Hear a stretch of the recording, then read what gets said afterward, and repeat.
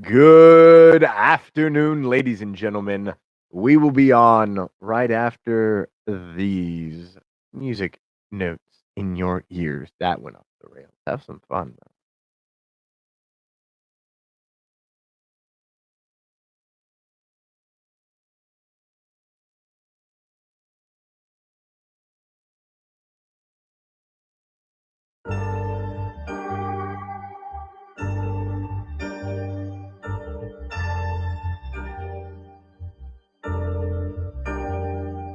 But if I had an opportunity to let these little young sahabs know something, take care of y'all bodies, you know what I mean? Don't take care of y'all chicken. You feel me? Don't take care of y'all mentals, because love ain't last that long. Okay, see, I'm a tad bit eclectic. Thoughts tangential and torredic. Sprinkle ADHD in my dreams become prophetic. Deaths and overdoses, suicides and wedding dresses. A curse that evolves and messes, or a gift that truly blesses. Visions of a future of successes. Yet me and these ladies I'm impressed with. Girls be thinking I'm obsessive or I'm thirsty. How do I tell them I feel unworthy? They say the grass is always greener on the other side, but you never see it till you die, so why the hell do I try? I feel like everything I do is wrong, and that is why I spend my time trying to ride, while my life feels like a lie. They say the grass is always greener on the other side, but you never see it till you die, so why the hell do I try? I feel like everything I do is wrong, and that is why I spend my time trying to ride, while my life feels like a lie. I can write, direct, and act, can even rhyme and rap. Humble and don't see it as a big deal. Why is that? Well, I was used, abused, beaten, battered, made it sat and played by myself. Yeah, it's whack. See, I grew up lonely and sad, got angry like my dad, spit venom like my mom, and grew to hate myself along the way. I never learned the social skills to play in the world, but shit was just a fad. I finally gotten full mad. They say the grass is always greener on the other side, but you never see it till you die, so why the hell do I try? I feel like everything I do is wrong, and that is why I spend my time trying to ride, while my life feels like a lie. They say the grass is always greener on the other side, but you never see it till you die, so why the hell do I try? I feel like everything I do is wrong, and that is why I spend my time trying to ride, while my life feels like a lie. Imposter syndrome makes me mope. Tell them. My emotions are a kaleidoscope. When words does that make me feel worthy? Yet nope, therapy has taught me how to cope. Damn. I've learned it can't be done by smoking dope, or getting blackout drunk like a trope, or me and women too on robe and probe, or getting busy cause it makes my heart want to explode. Damn. I learned you just gotta meditate when you're feeling angry and you're straight hating. Damn. Your life and your friends think you're flaking. Damn. If only they can know what I'm debating. Damn. If only women knew what I was waiting. Tell them. Easy for the other guys, for me frustrating. My brain's in another dimension, translates in the pain in my heart as I write this saying. They say the grass is always greener on the other side, but you never see it till you die, so why the hell do I try? I feel like everything I do is wrong, and that is why I spend my time trying to ride, while my life feels like a lie. They say the grass is always greener on the other side, but you never see it till you die, so why the hell do I try? I feel like everything I do is wrong, and that is why I spend my time trying to ride, while my life feels like a lie. If you got problems in your life, or you just feel like you need to talk to somebody, please do. It's important to take care of our mental health, because otherwise, we're crazy like the rest of the world. I hope you find peace and love. Hello, I'm Thor, son of Dale, here to tell you about the Life of Thor Productions official shop, Laboratory. the only place Today where you can get your use your official awesome thinking merchandise for the skills to LightsThunderAction podcast and Life of Thor's Thor Watches series. Whether you want t-shirts, tanks, hoodies, mugs, and masks, Life of Thor Productions official shop has you covered. If you happen to recognize there's an item that you would like to buy that is not in the official shop, head over to the LightsThunderAction podcast or Life of Thor and request that item, because if you want it, we'll sell it. Just head to lotproductions.threadless.com/collections to get the item that calls out to you via the Force. Again, that is lotproductions.threadless.com/collections. Thank you, and have a Thor-tastic day.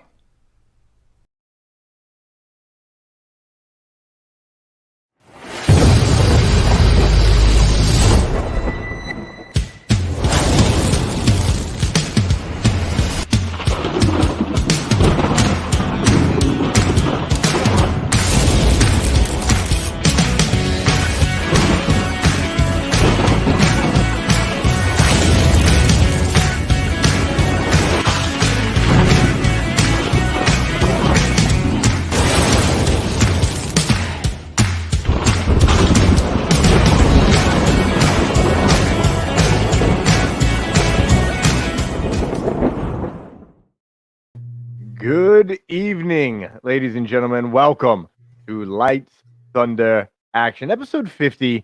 Today's March 22nd, 2021, and we're going to hear...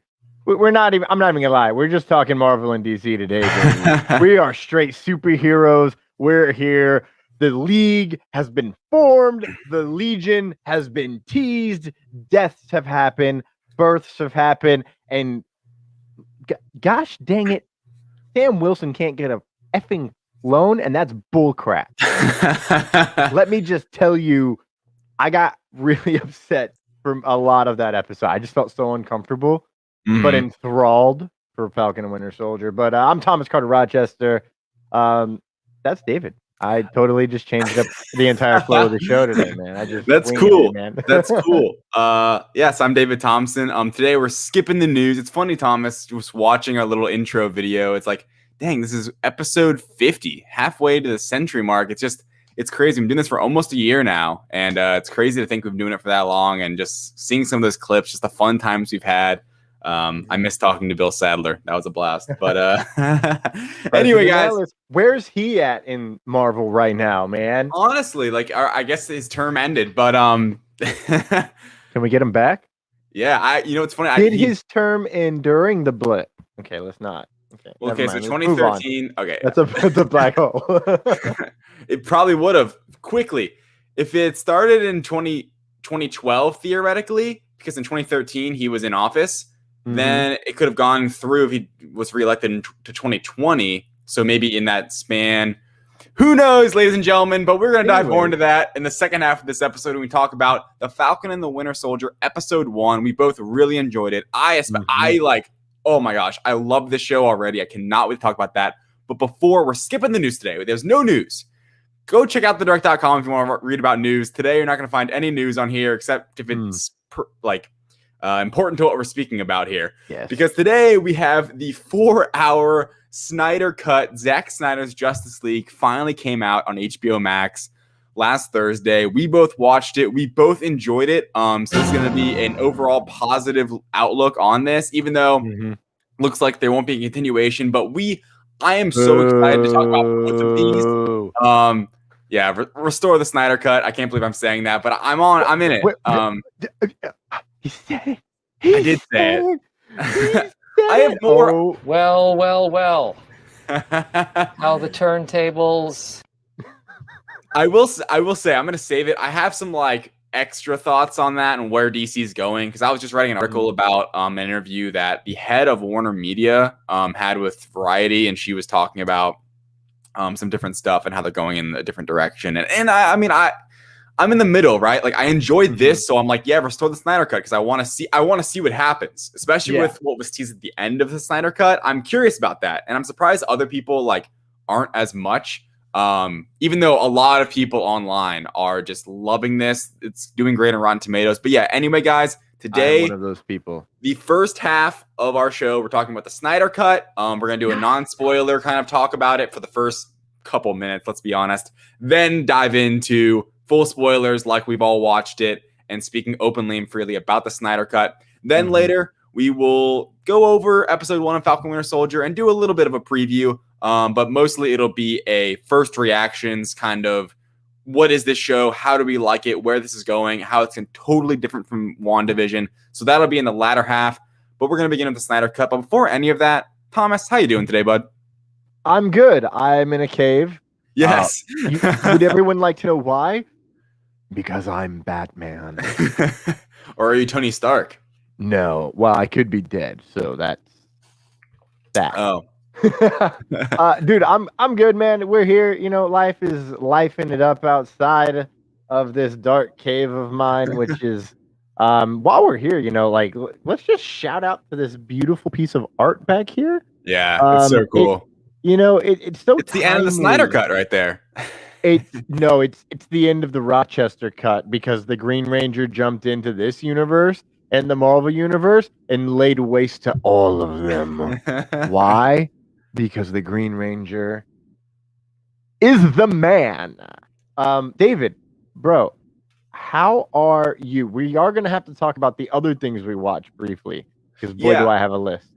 Yeah, my list is short. I'm good, man. I've had a great weekend, right? This has been one of the biggest weekends I feel like for entertainment in the last year.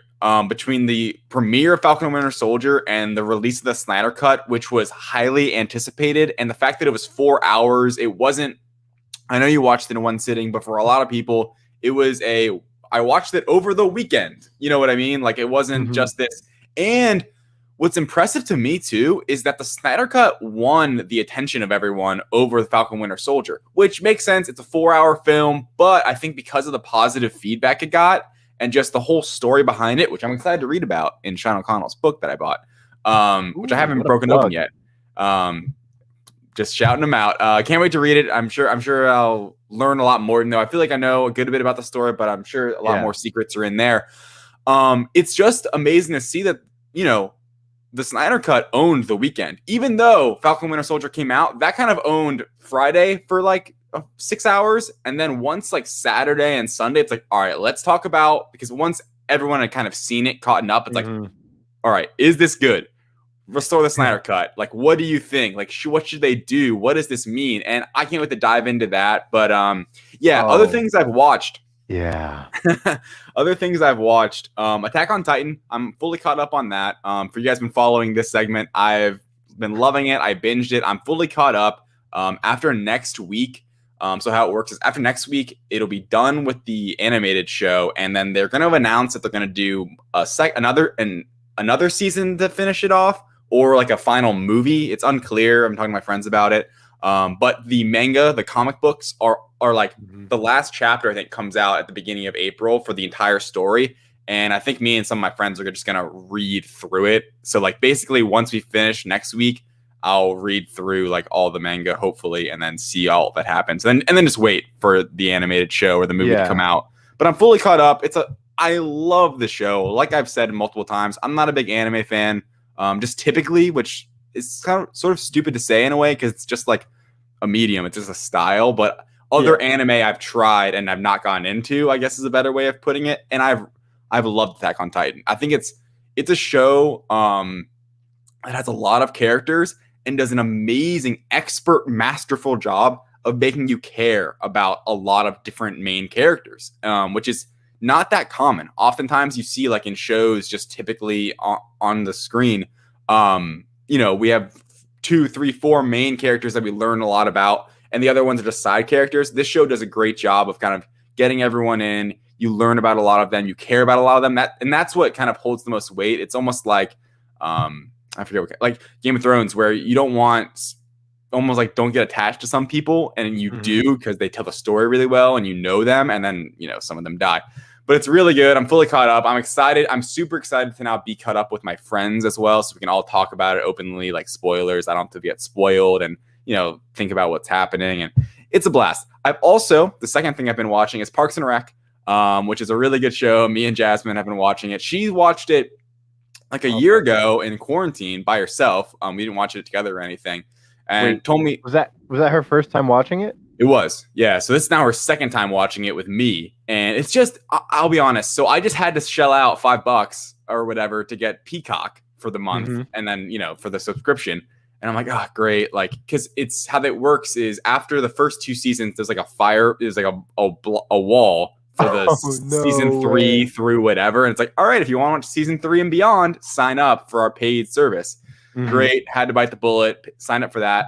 It's such an easy watch. It's such a fun show. I mean, like, even for me who's never seen it, it's something to just casually have on. Like, it's honestly just such a joy. I cannot get over Chris Pratt in it because I never watched actually Parks and Rec before, him as Star-Lord in Guardians of the Galaxy. So to me, he's more Star-Lord in my head than Andy in Parks and Rec. And now seeing how people were like, trying to imagine how people thought when like he's going to be a Marvel superhero based on his character in Parks and Rec is just so funny to me. And he's just so funny. But anyway, we're really enjoying that. I never watched it by myself, but I'm super happy I'm watching it now. It has that stupid, goofy humor. It's kind of similar to The Office that I really like, where it's just kind of like, idiotic at times, but I absolutely love it. And Ron Burgundy keeps getting better and better. We're in season 3 now. Ron Swanson. Oh, son of a bitch. Not Ron Swanson. I apologize.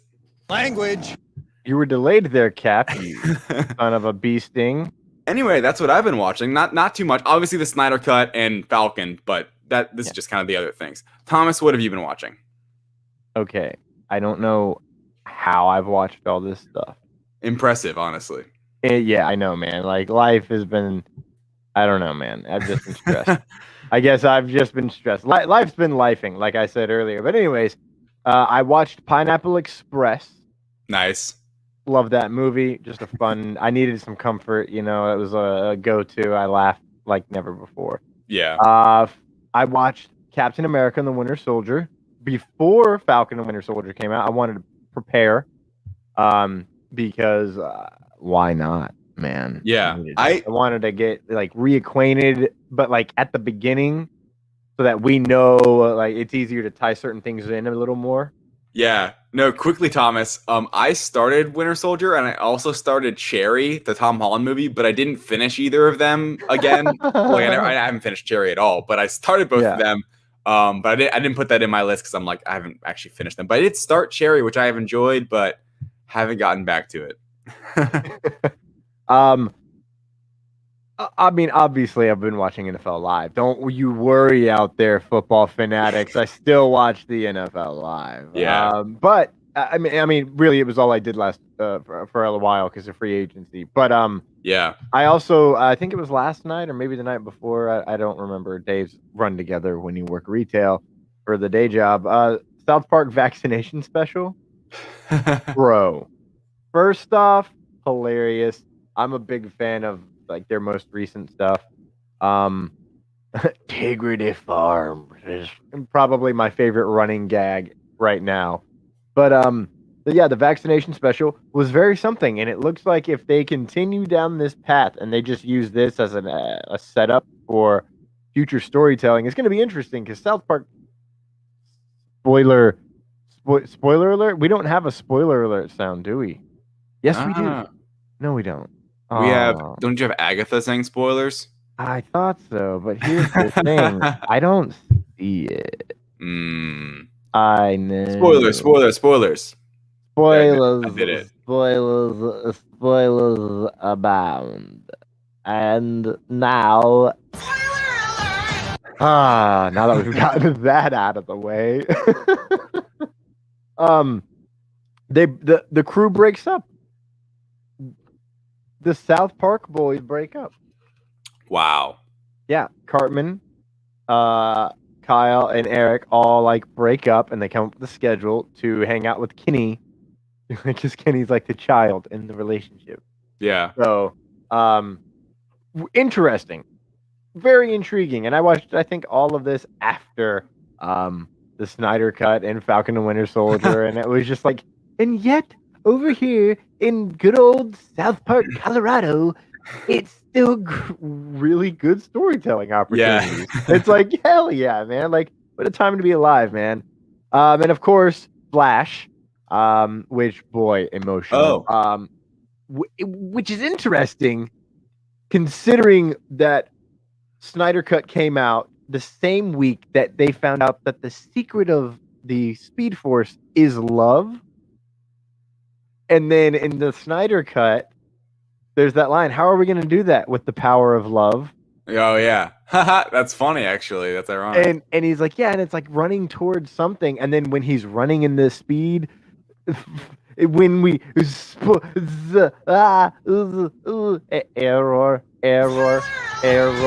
Error. Anyways, we'll save that for the Snyder Cut. Because, like, there's a whole section there that we're going to go down. But it's brilliant. And the power of love, man. And then Superman and Lois, which, again, before this came out, it's just... some of the best stuff from Snyder Cut. A lot of DC. Is the best. Yeah, there's a lot of distinguished competition going on with Marvel right now. And your boy over here is a big fan. Yeah, I need to catch up. I think I might go the route of just binging Superman and Lois later. I don't know if I'm gonna just catch up now. I feel like that'd just be more fun. Isn't it a smaller series too, like shorter? That's what I've heard. I don't know. I would be okay with that because that's better storytelling opportunities in my opinion. Yeah, for sure. So I don't know. I might catch up, but I'm not like in a rush to. Even though I enjoyed episode 1, I think just like the bogged down ad experience was just so crappy. And I don't have a way to like record it, so like just streaming it like that's the only way to watch it. And that was just like, that was so disjointed. I miss DVR. I will admit. Yeah. Well, if you shit was very nice. Language. Sorry, Cat. My bad. Well, if you want to listen to our audio podcast, you can find them at Apple Podcasts, Google Podcasts, Spotify, and our hosting site Spreaker. Check us out there, LightsThunderAction. Follow, subscribe, do all that good stuff. Feeling generous, leave us a review, 5 stars, write something nice about us. We really appreciate that. Thank you guys for watching, listening. We really appreciate it. If you don't want to look at our ugly mugs, going for a run, driving in the car, check out our audio podcast where you can find all of our episodes and interviews. Thomas, what do you got for me? Every week, we are live streaming directly into your homes and phones via Facebook, our Facebook at LightsThunderAction Show, and the HWWS WebTV channel over on, well, you guessed it, YouTube. To find all of our social medias, you can go to Linktr.com/LightsThunderAction to follow us, find links to shows, go to our shop, which the ad you saw at the beginning of the show here, if you're on the live video version of this. I don't know where I went with this accent. But that is where you can find our live show. Also give a little bit of love to the HWWS WebTV channel over on YouTube, Facebook, Instagram, Twitter, on every... they might even have a TikTok. I should look into that. Actually, I should know this. But without further ado, it is time for a movie that is almost a decade in the making now. Finally been released, and I'm putting a lot of hope and faith in this, that it's going to change the way comic book stories are produced and released going forward. The Snyder Cut. Yeah, that's a lot of hope. I'm not sure about that because I think this was such a unique situation. It's like the fact that, okay, so we're going to talk about non-spoilers at the top here, guys. We'll do something to say that there's spoilers when we're talking about that. But at the opening here, so right, Snyder Cut gets released.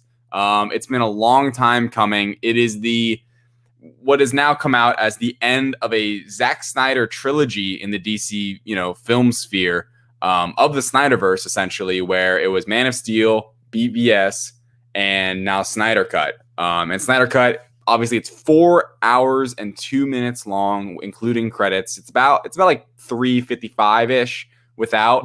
And one thing I wanted to point out is that this isn't really a spoiler, but it's kind of really just like 3 hours and 30 minutes ish, and then an epilogue. And it's kind of separate. The epilogue's kind of a separate thing that I think is mostly there to shine a light on what could have been. Which I think makes a lot, like if they had excluded that, it would have felt more like the Justice League, and then 2, it would have not given fans a reason to be shouting to the heavens, restore the Snyderverse.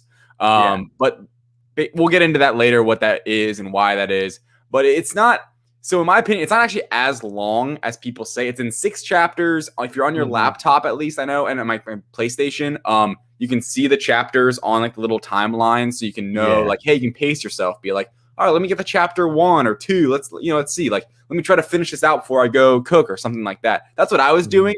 Off the jump, I did not sit down and watch this in 4 hours at all. I watched it over the course of like maybe 8 random sittings, but it wasn't even sittings. I think I watched it on my laptop, on my girlfriend's TV, on my PlayStation, on my phone. So I watched it on like 4 different screens. I was mixing it up on the dumb little. My biggest gripe with this entire movie, my biggest gripe is how the 4:3 ratio, which is such a stubborn move, I think, because it's made that's supposed to be there for an IMAX. It's so you don't have to shoot it in with an IMAX camera, but it's then, framed for IMAX, which I would love to watch in IMAX, but I'm watching it on my phone or on my laptop or on my PlayStation where it's like just the kind of a box, and you get used to it. I won't lie. I got used to it probably 30 minutes in, but at the opening, clicking play at the very beginning, I'm like, oh my gosh, I forgot about this. The whole movie is like this, but then you kind of forget about it.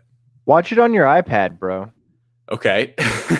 Because it takes I did that. That's true. iPads aren't as long, like they're a little more square. I put it on my iPad just because I was like, well, I need to go cook some food, so I'll deal with this screen size. Yeah, I was cooking breakfast because I, unlike you, did not watch it over a couple of sittings. I watched it in one sitting. I woke up Thursday morning at 5 a.m., started it, because then I knew I would still have a couple hours to eat breakfast, shower, get ready, and go to work and work like 9.5 hours. Yeah. So I watched it because I knew I wouldn't have another chance all weekend.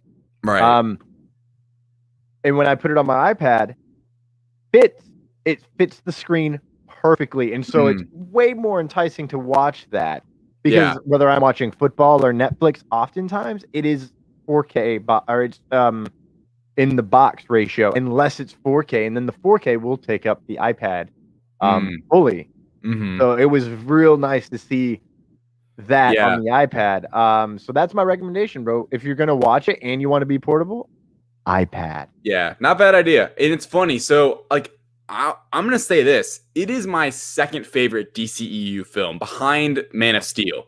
Man of Steel is still my favorite. Man of Steel has been my favorite. It always will be, I feel like, because the DCEU, it is whatever it even is now. The fact they're going away from the Snyder cut, like the Snyderverse has really been the root of like the groundedness of the DCEU. Like it basically has embodied it all these years. Starting with Man of Steel, which I think is a great movie. I love Man of Steel. I really, really enjoy that take with Superman. I enjoy the movie. This is my second favorite. And I was telling Thomas, like I watched it over, the course of a couple days, not all in one sitting, not even following the chapters as much, just kind of like watching it when I could.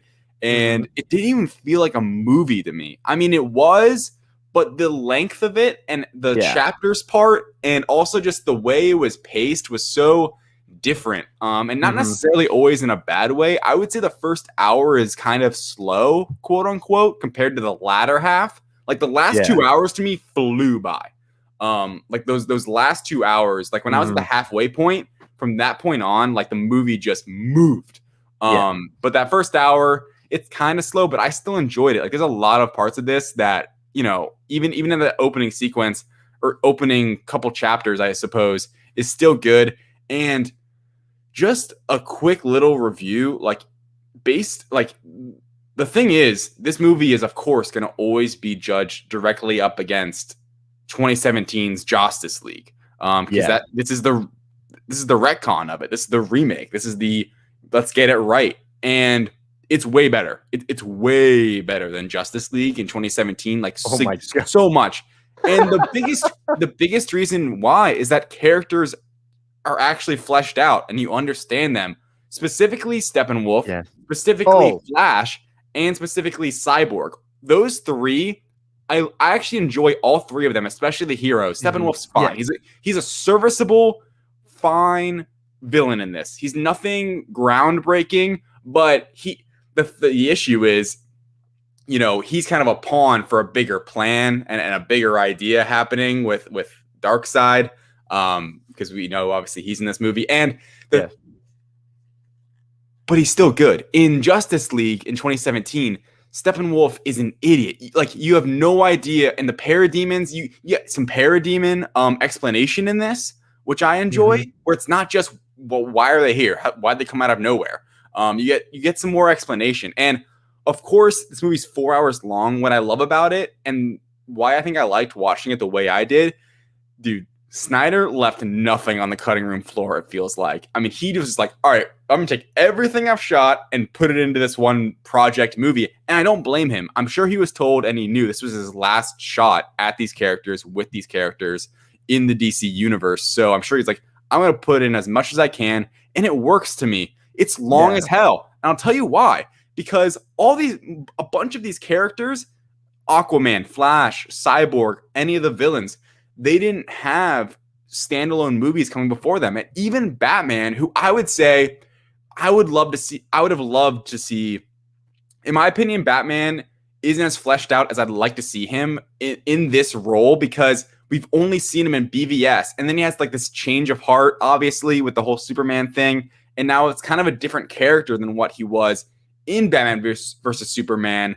I wish he had at least gotten his own just Ben Affleck, Batfleck film in between there somewhere, because I think that would have helped his character a lot in this. But back to my original point, this movie's so damn long because it has to introduce these characters, give them a reason for us to care about them, and I think he nails it. I think he does a great job with that. I enjoyed Flash a lot. I enjoyed Cyborg a lot. And Steppenwolf, like I said, is serviceable. Aquaman, to me, Aquaman was kind of lackluster, I guess. He almost forgettable in this movie where a lot of other stuff's happening. He'd be the most forgettable, like, Justice League member, I would say, of them all. But, he has his own movie that comes out later. And I want to talk about this later about, like, does the canon even line up with this movie and, like, what happens in Aquaman? Because I don't even half remember Aquaman. And I'm like, what is, like, the Trident and stuff? Anyway. How do you... Okay. We'll never... You know what? We're fine. We're here. We're talking Snyder Cut. We're fine. Yeah. Also, like, such an improvement from Justice League is there's no stupid CGI face Superman, which is just a blessing. It's amazing. That was so distracting in the first movie that came out. And the fact that in the first rendition of the film, it opens with that, literally Henry Cavill, like, close up, and you see his gross mouth with the bad CGI around it.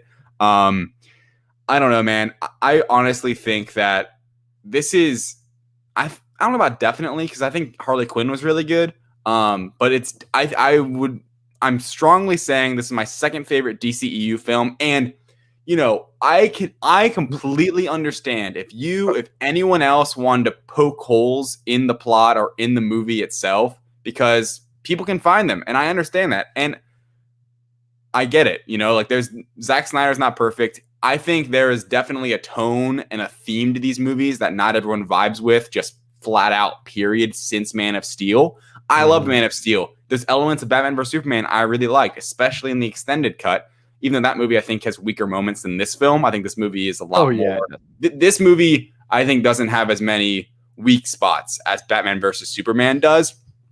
But, I understand if people don't like it. I understand if people want to poke holes in it. But my bottom line, Thomas, here, just in the non-spoiler part, I had a great time watching it. Like, there was moments, specifically one that we're going to get to, where I'm like, like, I literally just wanted to sit there and scream and, like, shout and stand up.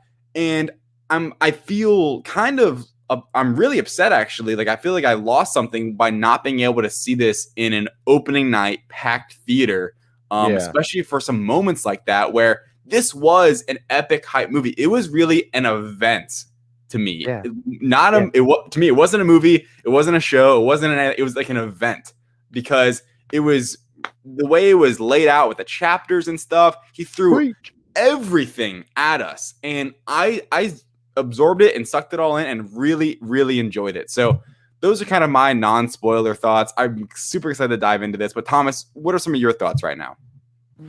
Good luck on getting the non-spoiler thoughts. Really, I want to touch back. You were talking about Steppenwolf. My favorite thing about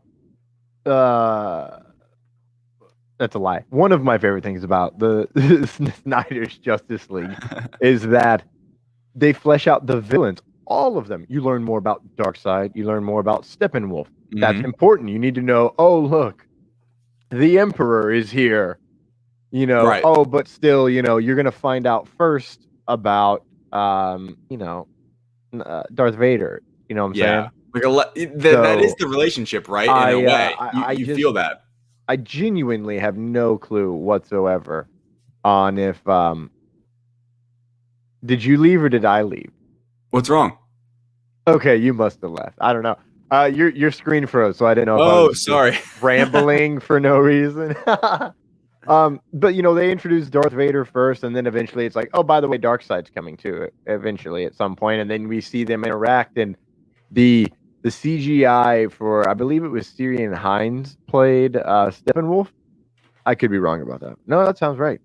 He the eyes, as soon as Darkseid comes, you see the love and the emotion he actually has for Darkseid, which is like, oh, everything he's doing is completely justified just on that one thing. Yeah. My liege, like what the undying loyalty that he has towards Darkseid. Like that was like, oh, okay, you hooked me on Steppenwolf right in that moment. Yeah. Which before I was like, I've seen him, blah blah blah. He's just like, whatever, I'm doing whatever I got to do. And that was the scene that really hooked me in, which isn't really spoilery at all. We actually get to see them interact, which is great. Now, honestly, we can just dive into spoilers if you want. I do love this movie. I want more Snyderverse out of it. Mm-hmm. At the end of like part 6, I did think about turning it off. Just because on my excuse me, ladies and gentlemen, I've seen this twice now. Oh, okay. So on my second viewing, I did think about turning it off because I'm like, that's it right there. Like, I know that I'm content with this story because the narration at the end of part 6 actually wraps up the arcs of each character to that point in time. Yeah. And it's good enough to be like, all right, well, if we have a sequel, blah, blah, blah, blah, blah. If we don't, we don't. Yeah. And it's like, okay, but we have a complete story. We got to the Justice League and we saw a damn good 3.5-hour version of the Justice League. Yeah. Yeah. No, totally. I think without that final 30 minutes, it's just an improved version of Justice League. And with that extra 30, that's just Snyder being like what could have been, teasing us, giving us, I think, some really good performances as well. Yes, not only that, but that's what he always intended to do. Yeah. Was, hearken that there's something bigger coming. Yeah, and I think... And so he never got to film that because it got shut down. I do believe I recall him talking about that was going to be in reshoots. Yeah. At some point, and then his daughter, passed away, of course, and so that led to him changing it up a little bit at the behest of Warner Brothers. He wanted Jon Stewart. Oh my God, I can't believe I'm saying this out loud. He wanted Jon Stewart to show up as the Green Lantern at the end instead of Martian Manhunter and be like, "There's someone coming. Yeah, blah, blah, blah. We'll be here, etc." But it's like, we get Martian Manhunter, which, as a huge fan of the animated Justice League, I'm upset we didn't get Jon Stewart. But I'm very stoked we got another version of a live-action Martian Manhunter. Yeah. I loved him in CW. And this version is totally different, but totally works. Like that. That's why I want the Snyderverse. I have a whole wish list, which we'll get to at the end of this discussion, because I really want to hear the non-spoiler track that David takes us on. Because, ladies and gentlemen, I never really had any doubt that this would be better than the original Justice League. Yeah. I never had any doubt that I wouldn't enjoy this more. And I will admit that without that final ending, I wouldn't be as hype as I am. But at the end of 4 hours, I sat through the whole credits, because the credits are really, for as long as this movie is, they're not that long. They're really not long. Not WandaVision credits. Yeah, it's not WandaVision. Oh my God, it's not even as long as an episode of WandaVision. Like, legitimately. So it's like, all right, no big deal. And then I'm sitting there and I'm like, I want more. Like, I want more, and I don't know. And this is on my first viewing. I don't know if that's good or bad that I want more. Yeah. Am I wanting more because I'm not satisfied with what I was given? Or I want more because I am satisfied and I need that shit put in my veins, man. Yeah. And you're excited for what it could have been. Yeah. Exactly. And it's 100% the latter. Because at the end of the second one, although there's parts where I did have to tune out and cook breakfast / lunch and work and get ready for the podcast, it was in the first 2 hours. It was building up to that fight, because the first 2 hours is a lot of character setup and exposition. Yeah. Part 1 is the nitty-gritty version of Justice League. That's like, we've seen that. So it's fast. It moves quickly. And when it ends, you're like, okay, cool. And then, the next 15 minutes is like, all right, and then it has a tone shift there because it's beloved mother and father, or beloved mother and son. Yeah. And then we dive into Barry, and it's happening. We're here, ladies and gentlemen. We're in the spoilers section. Yeah, just send it. We're doing it. We dive into Barry and Victor. That was the we part learn when more they had about me. them. And then part 3, or is it no, excuse me, I did that wrong. Part 2 is called Age of Heroes. And that's when we get the flashback with Darkseid.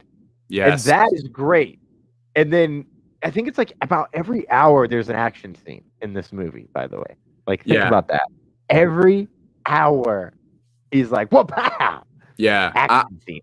I loved the Age of Heroes way back in the day Darkseid attack. I thought that was so cool, and like it was in the Justice League it was Steppenwolf who had invaded, and there was a Green Lantern, but it wasn't as cool as that, and there was Zeus and everything. That was just such a sweet scene, and seeing Darkseid lose and how it's set up. There's a lot of what I think Zack Snyder did a lot of the greatness of this, in my opinion, is that he did a lot to set up the end of the movie, in that first hour and so. And so there is a payoff, That's what you want to feel when you're watching a movie or a show, set up and payoff. It's a simple formula, and a lot of people just miss the mark on it sometimes. And I think, especially like in these DC movies sometimes, where especially that's what happens when Warner Brothers gets the frack involved, because we've seen what happens when Warner Brothers does movies by committee. It doesn't work for them.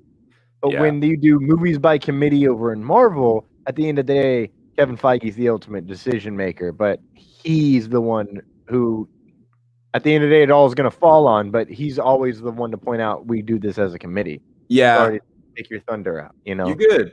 No, I mean, it's interesting, think about it, where the difference in just philosophy and just how it's worked at Marvel and DC, where at Marvel, it's like, all right, everything runs through Kevin Feige. It seems like he's the godfather of it all. He knows what's happening. He understands what specific MCU plot points are going to happen in that film. He gives them a sandbox to play in, but it comes with rules and regulations and things and marks to hit. And the directors take that and they roll with it, and they hit those things. They do the stuff that pushes forth the Marvel Cinematic Universe, and they tell their story within it. The thing that I think DC kind of screwed themselves with is it seemed like they handed over the keys to Zack Snyder with Man of Steel and was like, he probably pitched it. They loved it. All right, let's roll with this. Let's see your rendition of Man of Steel, darker. In that time of after the Dark Knight trilogy, dark superheroes, that was like a cool new thing and kind of like edgy and was DC's kind of thing at that moment because of Batman. And being a quote unquote darker Man of Steel probably seemed attractive. It would be a counter to the light, kind of bubbly, I guess, MCU in a way, even though I would say the MCU is very balanced, but it is, it always has that humor and stuff like that, where Man of Steel is not much of it. Action comedy. Yeah, exactly. And they wanted to go away from that. And I think what ended up happening was they had Snyder diving deep into this story idea, this whole, Man of Steel, Batman v Superman, Justice League story. And at some point they wanted to pull out, but they didn't come up with that overarching story to begin with. They were like, hey, Zack Snyder, you're great. You do it. And then they decided to kind of pull out the rug. It's tough.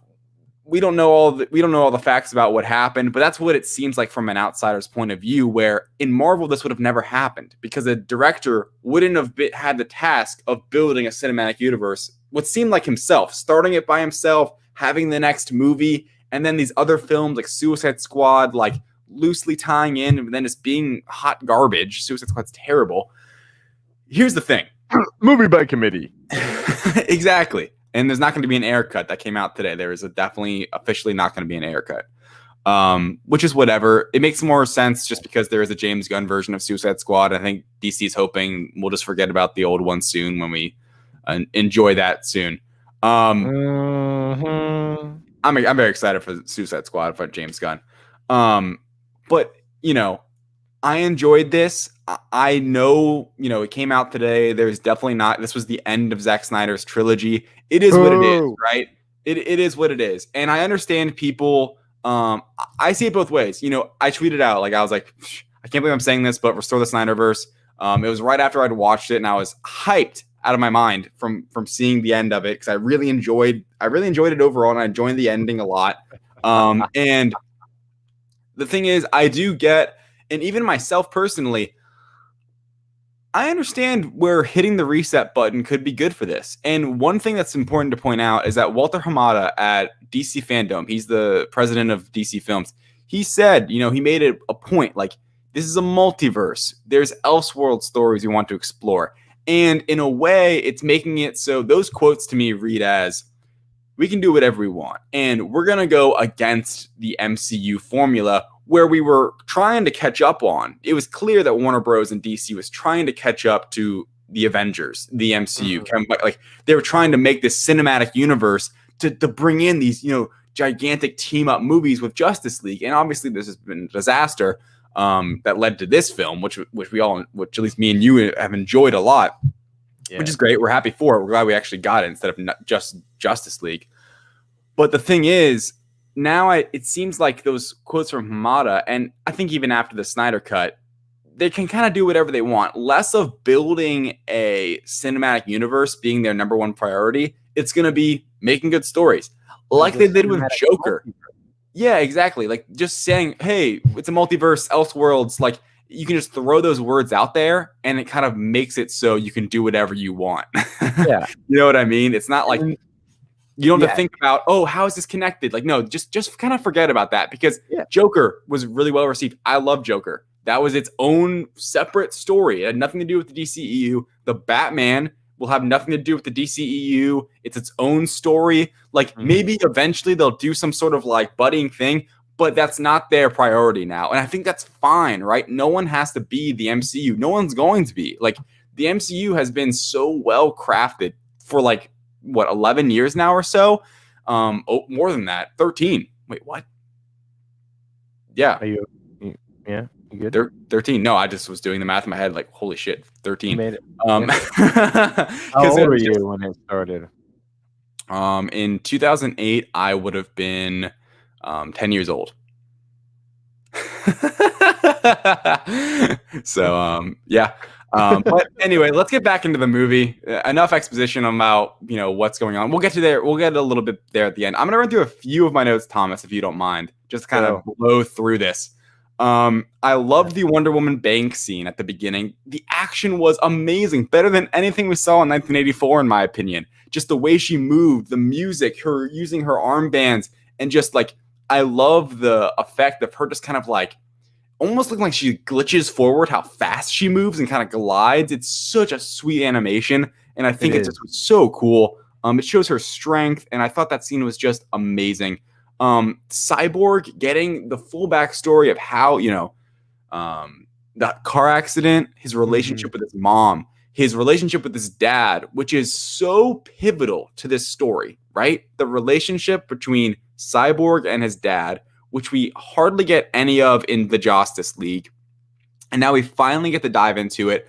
I loved that. I thought Cyborg was a really well done character, and Ray Fisher is amazing. All this Ray Fisher crap, like, it's very disheartening, especially now after seeing the Snyder's version of it, because he was so damn good in this movie, and he carried that character, and you could tell, like, he had every beat that Snyder wanted him to. I thought he did a great job being that character. I enjoyed actually seeing, you know, more of how Cyborg works, how he's connected to the mother boxes, how his abilities work, and how he can use them for good and for evil. Like, I thought Cyborg was just such a deep character in this. And the fact that he had his own little origin story just nestled into this 4-hour epic is fantastic. And that's why it is 4 hours, because they do all this setting up. The Flash was great. I enjoyed Ezra Miller much more in this one than the last time, especially his setup, the parts with his dad, seeing him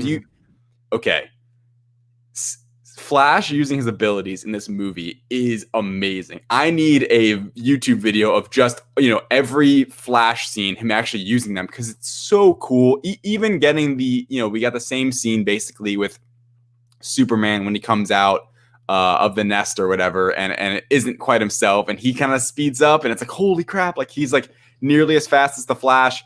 I definitely didn't miss at the end of the movie where they race. Like that was cool, but I didn't miss that. You remember in Justice League when it's like, Yes. oh, you can go faster. That was fan service, and Yeah. I was serviced by that. It was cool. I will not lie. Yeah. I won't lie. It was cool, but I didn't quite miss it. I will say as well. Oh yeah, I didn't miss that at all. The only thing I really missed was the fact that Bruce brought Lois Lane to the thing. I did not like that. See, I had the opposite opinion. I said Really? in my head, I'm like this, and I think I might even wrote it down. Yes. Okay, let's talk about this. Okay. We finally get some real world building and connections with the Lois Lane is the key. That crazy weird dream that happens in Batman vs Superman, where everyone sat there like, what was that? And what did that connect to? Because there wasn't a payoff in that film. Always had this exact scenario in mind as to what happened, and it happened in this movie. And that's the thing where you didn't get it in that movie, but now we finally see Zack Snyder's like version. We're like, oh, okay, that's what's happening. It's Flash from this apocalyptic world nightmare coming back and saying Lois is the key. And it's not about see what they did, which I hate, because what they tried to do when Zack Snyder had to leave, they tried to wrap up his Snyderverse in Justice League 2017 by making the Lois Lane is the key part was that Batman, you know, in that movie, it's Lois Lane is the key. Oh, let's bring Lois and make Superman snap out of it. I thought in this movie, it was a lot more natural, and you could tell it was the original way they were supposed to do it, or they wanted to tell it. Snyder did at least.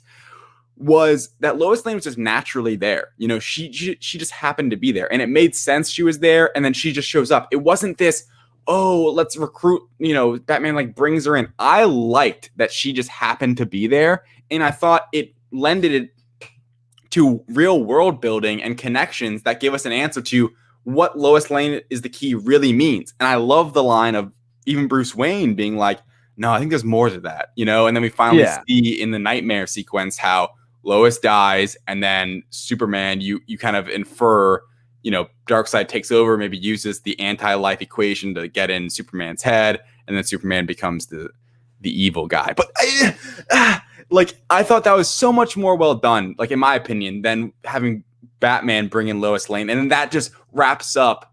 She was the key, because that made no sense. Oh, well, I just meant I like the single action of Batman bringing Lois Lane in because of the idea that she's the key, only to then, like, if I could keep one thing from Justice League in this movie and change nothing else, that would be it. The fact that Batman brought her in, made that decision, and is like, because she's the key. And then later, as it goes forward and he learns more or whatever, because he has that, you know, I think it's something darker. Yeah. You know, because in that scene, since we're here, they're both right. Lois Lane is the key to Superman, to his heart. And if she dies, that is what breaks Superman. And that's what's going to end Superman. Yeah. Which Wonder Woman sees it in the here and now, but it's also the same in the truth for the future that Batman is looking toward. Yeah. Which is, it's so cool. Layers, the layers, donkey. All it's right. just like an onion. Screw it. So speaking of right before that action scene when Superman gets revived, there is the moment which, correct me if I am wrong, but this was a similar scene to the original where, you know, Barry Allen had to run really fast and charge up and touch the mother box to like charge a shock. It's the same kind of deal, but the key difference is that he's a little late, and it's like, oh shoot, and he like reverses time just the slightest bit, and the box rises again like it had just fallen, and I'm like, in that moment, I'm losing my mind. I'm like, oh my gosh, you reverse time a little bit. This is so cool because, damn. Oh my gosh, like just hinting. See, this is the thing. I like this movie. It does a lot. You know. Hold on. Are you just geeking out about that section because of the Flash? So yeah. Right. Okay, well, in that section, here's what I'm freaking out about.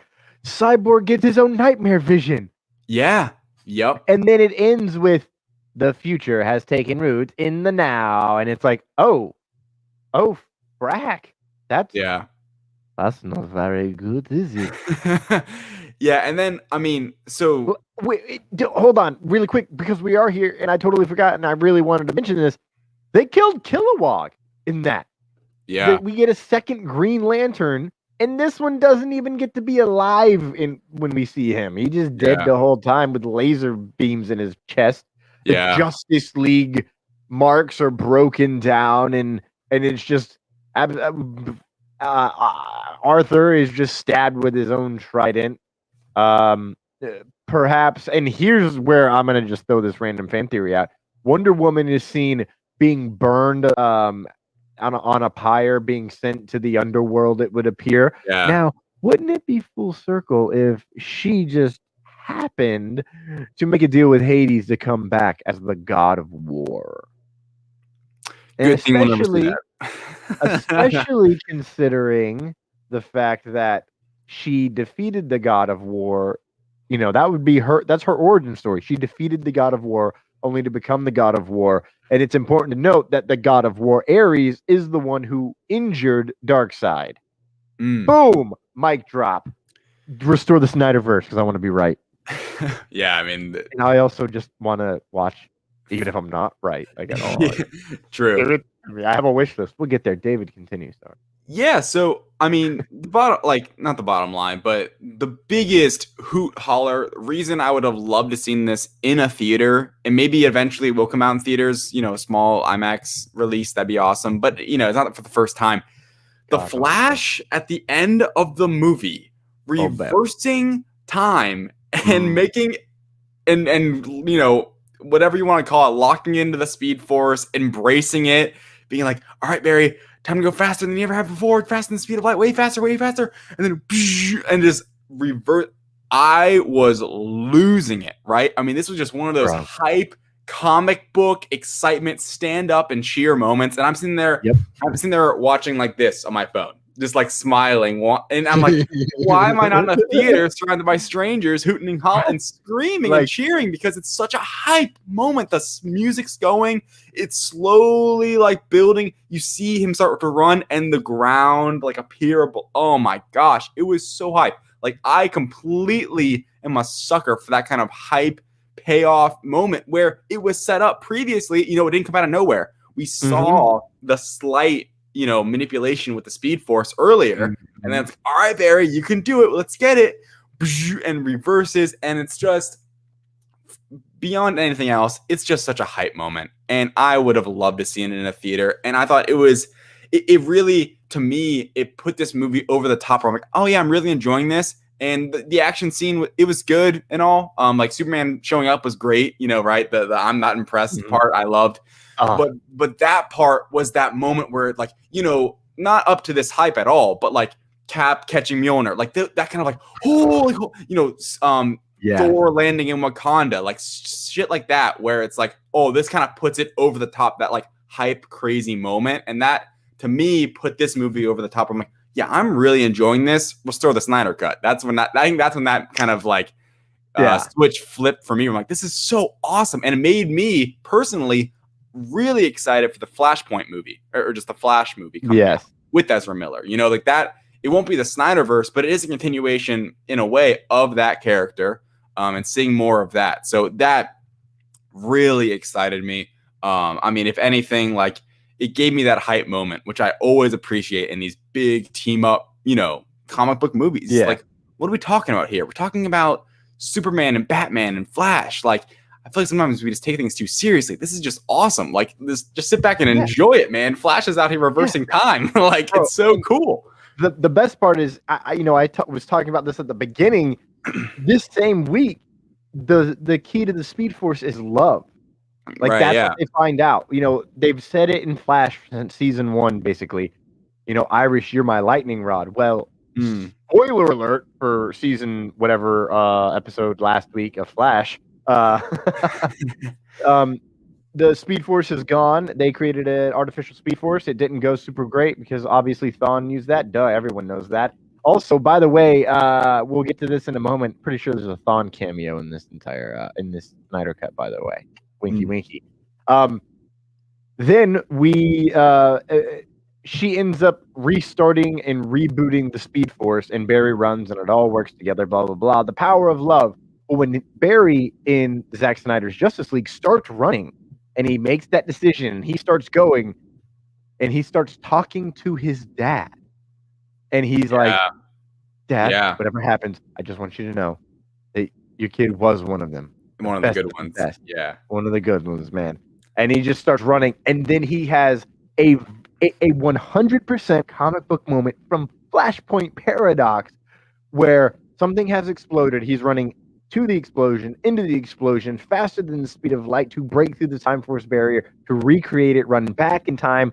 And it's the exact same thing as Flashpoint Paradox. And it is, oh, bro, it is chef's kiss, baby. It's beautiful. It looks delicious. I want to eat it. It's drugs. Give it to me. Give it to me now. Yeah. I can't wait to rewatch that on YouTube like years from now because it's just so hype, man. Like just a great moment. I'm gonna skip a few notes here. We kind of already brushed over a lot of this. One thing, speaking of like two characters that I really enjoyed more in this, Flash, Cyborg. The fact that we're not going to get a Ray Fisher-led Cyborg movie, it seems like now, is just a travesty. Like, I would love to see this. He had a great setup in this movie. I enjoy his powers. I think he could have a really But, when I'm talking right now, I'm also realizing he has actually a pretty good start-to-finish arc in this, where it's wrapped up in a neat-ish way, where, like, he didn't have some crazy cliffhanger for the character. I mean, ignoring the nightmare stuff, but he is just, because that's just a whole other thing. Like, he's such a great actor, especially in this role. I think he nails it. I really enjoyed just getting to know the character and also the alter ego of Cyborg and how, he works and how he interacts with these heroes and how he fits in and his special abilities. I mean, just how uniquely special he is and pivotal and how he can interact with certain things. I think Ray Fisher did a great job in this movie, and I would have loved to seen what he would have done in a solo film, like what was initially planned, but seems like, between all the fallout that's happened with all of that, it seems like that's never going to happen. Do you want me to dive into a quick rabbit hole on that? You go, man. Okay. So somebody pointed out that if you've been watching DC TV on the CW or even on the DC Universe app that existed once upon a time before the HBO Max became a thing. Yeah. A lot of the stuff we've seen in the Snyder Cut are things that you have seen directly pulled. Well, it would seem directly pulled from the Snyder Cut, considering how old this movie actually is. And all of the things that have come out since 2016, I believe, which would be the third season of The Flash, I believe is right, David? Say that again. Third season of The Flash would have been 2015? Maybe 2016. Yeah, around there, though. I thought it was 2014 it started. I think so. I think that's something like that, yeah. So, yeah, exactly. So, a lot of things have happened since then. We've had DC crossovers. We've had all these superheroes show up before. Like, and it's like, oh, okay, we've seen Cyborg do stuff in Doom Patrol.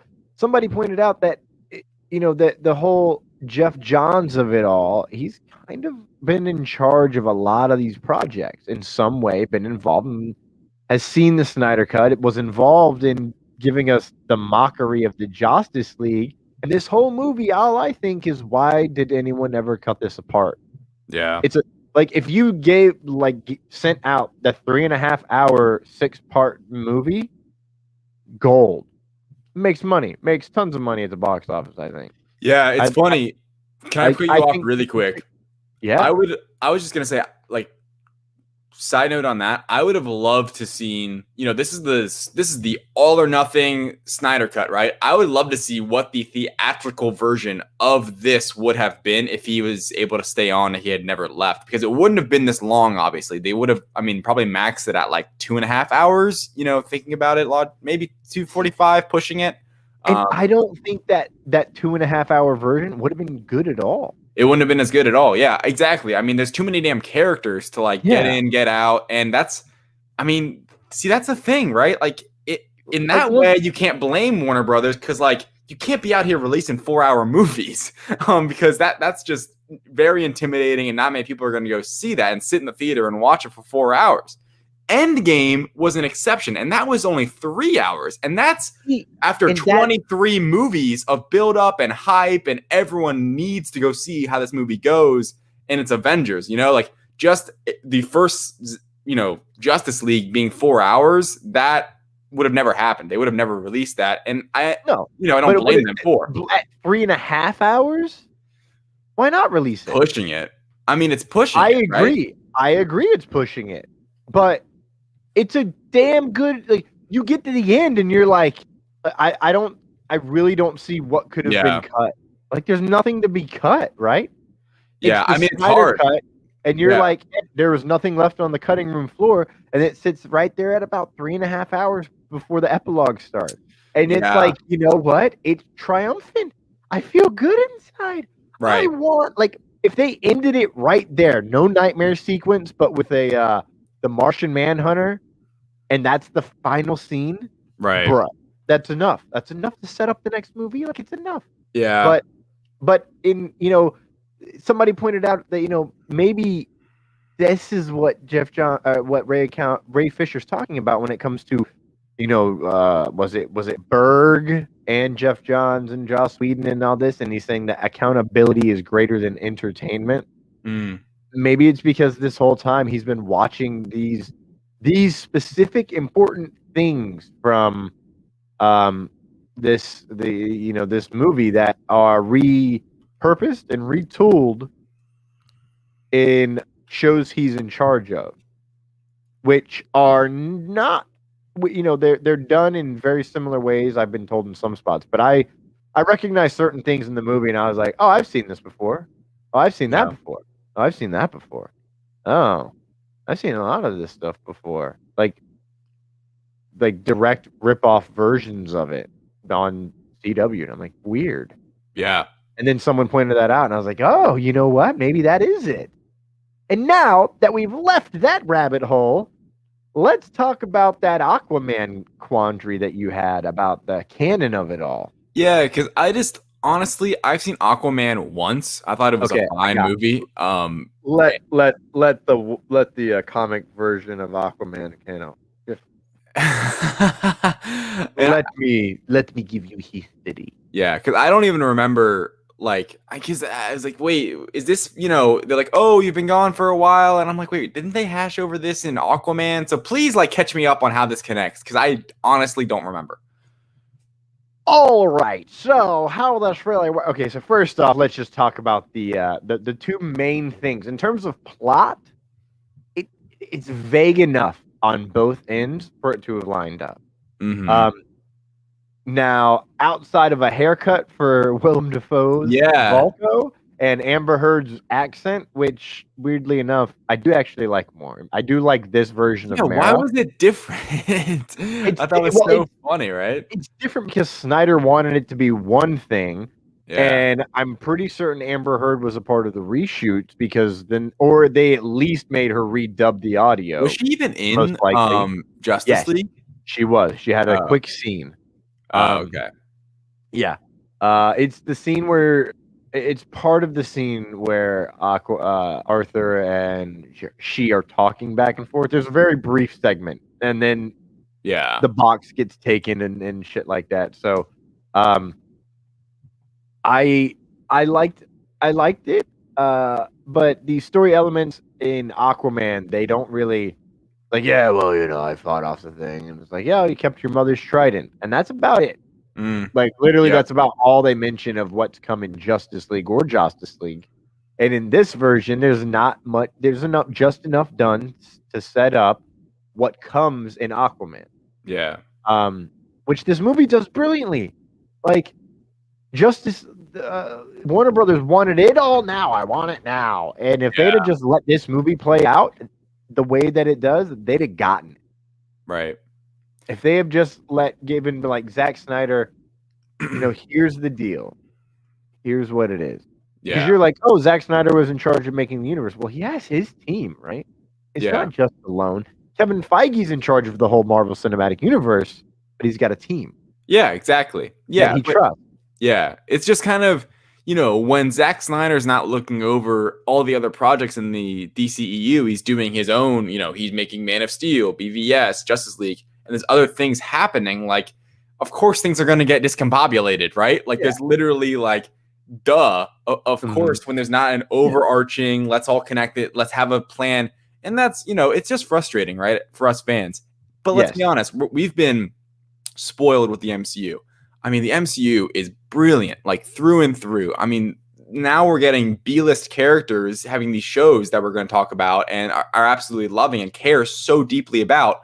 Like, we're talking about Justice League, the DC version of the Avengers, Superman, Batman, in the same breath as we're going to be talking about, our excitement level for Falcon and the Winter Soldier, which is like some random characters in Marvel. And these are like the 10-pull most famous superheroes of all. I mean, the Trinity, they're the most famous superheroes of all time. And I would even argue that in this Justice League, the real Trinity is Superman, Wonder Woman, and Aquaman.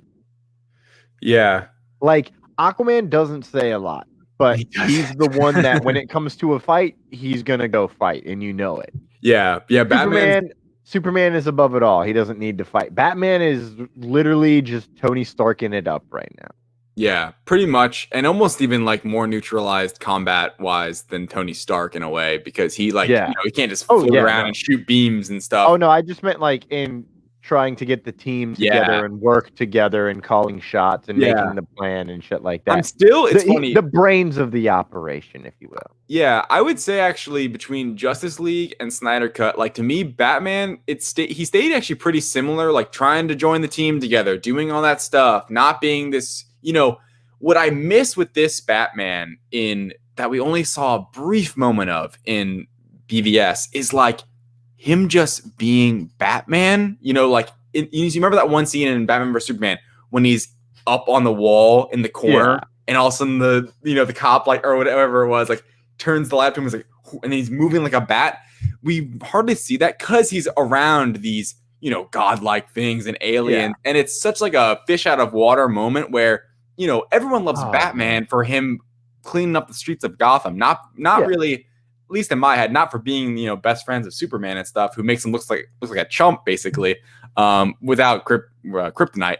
But to me, I'm not actually I like Ben Affleck as Bruce Wayne and Batman. I just think in my opinion, I would have loved to seen an actual Batfleck solo film, like I said earlier in this episode, just to kind of build up this character, because in this universe, we don't really see Batman being the Batman I know and love. Yes! Yes! Ladies and gentlemen, my God. Well. How the turntables. Listen, I'm so happy that David is here with us now, on board with the Snyder Cut, the Snyderverse. Listen, ladies and gentlemen, for those of you that have not followed LightsThunderAction, I really want you to know that David is not been a big, he was hyped when it was announced and then it went away, and then he saw a trailer and he got hyped and then it went away, and then he saw another trailer and he got hyped and it went away. He's like, just give it to me now, man, I don't care. And now he's like, listen, man, I had fun, I like this, I want more. That is what art does. The fact that, and this is what really has pissed me off the whole time with the Justice League and Justice League, Warner Brothers has a history of getting involved. Fox, excuse me, and then they just ruin great opportunity. Days of Futures Past should have been the end of the X-Men First Class trilogy, like Matt Vaughn wanted, but no, they had to jerk off into the sun and blow their egg loads a little too early. And then now look at them. They got bought out by Marvel, and we, as fans of certain characters, are screwed because now they're dead. Michael Fassbender. So dead. So dead as Magneto. And it's a bummer. And then over here, we got the same exact thing with Cyborg. You know, it's a tragedy, a travesty. Why does it gotta be this way, Warner B? Like, what the hell, Warner Brothers? Get it together. Now, for my final thoughts, before we dive into the wish list rabbit hole, I really want to say that the impatience of humanity and Warner Brothers and studios really bothers me. I hope that this movie, this event, David, and I love that you called it an event, because this is storytelling on a mythological epic level, which I love. That's what Star Wars is, man. Star Wars ain't perfect. Luke and Leia kiss. That shit's gross. Language. I know, Cap. I cut you off before you got to me. It's weird. That's why I don't even like the first movie of Back to the Future, right? There are certain things in every movie that are like, I love everything but that. If I could get a supercut of that movie erasing those scenes, it is weird. Content. Yeah, I'd be content. It'd make me a lot easier for me to enjoy that movie. I wouldn't be so grossed out the whole time. It's weird, but it's me. So in this same thing, like I love this. And here's what I love the most.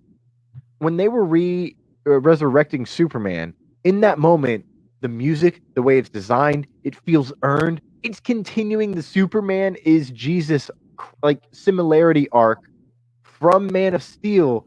He's literally rising from the dead.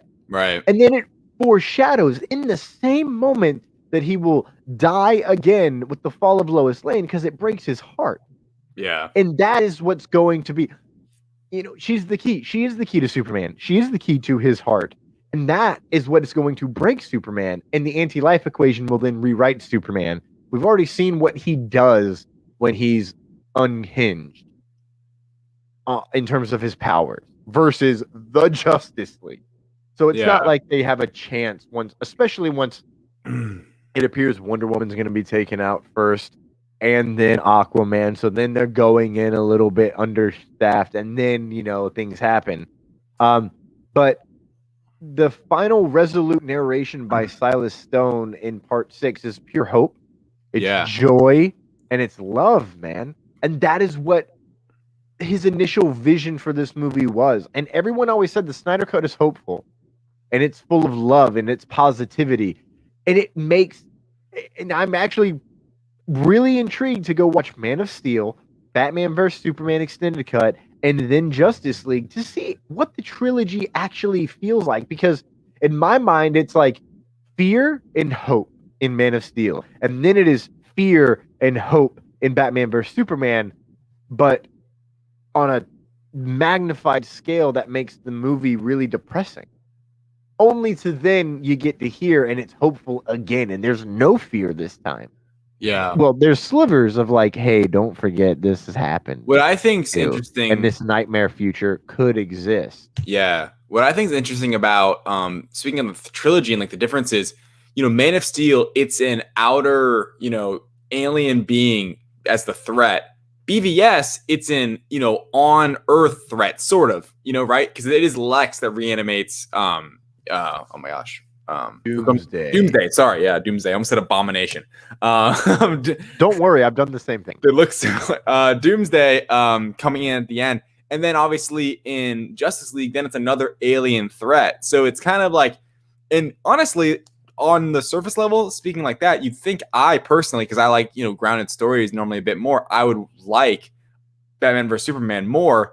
Honestly, Batman vs Superman still kind of makes me sad because of the potential that movie could have been, and it's still even the extended cut. It makes it better, certainly. I think Snyder just tells stories better when they're longer because he just for whatever reason, right? Which he's got a lot to say.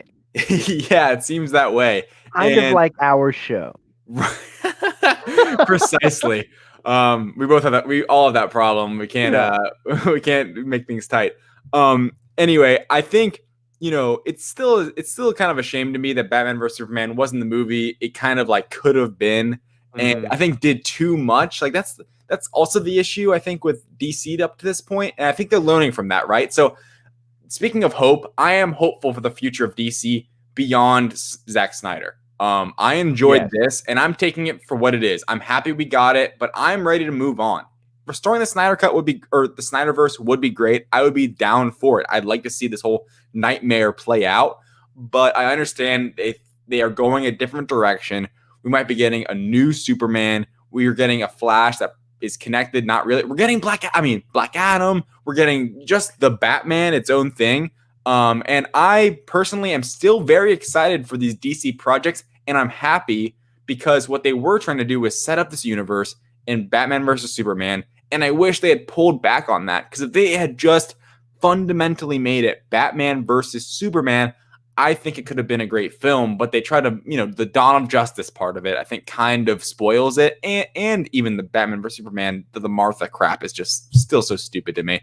But I am excited that DC seems like they're going in a direction where it's less about building a universe and more about just making good stories, like Joker, like hopefully the Batman, like hopefully the Suicide Squad, hopefully Flash, hopefully Black Adam, Shazam, down the line. I hope they just kind of continue to make good stories, make good movies, and then when it happens to be convenient to cross over and do cool stuff like that, do that. But I'm hoping that instead of chasing Marvel and chasing money, like they were with these films, they'll start, and it seems like this is what their plan is, just make a good movie. Just make it fun, make it entertaining.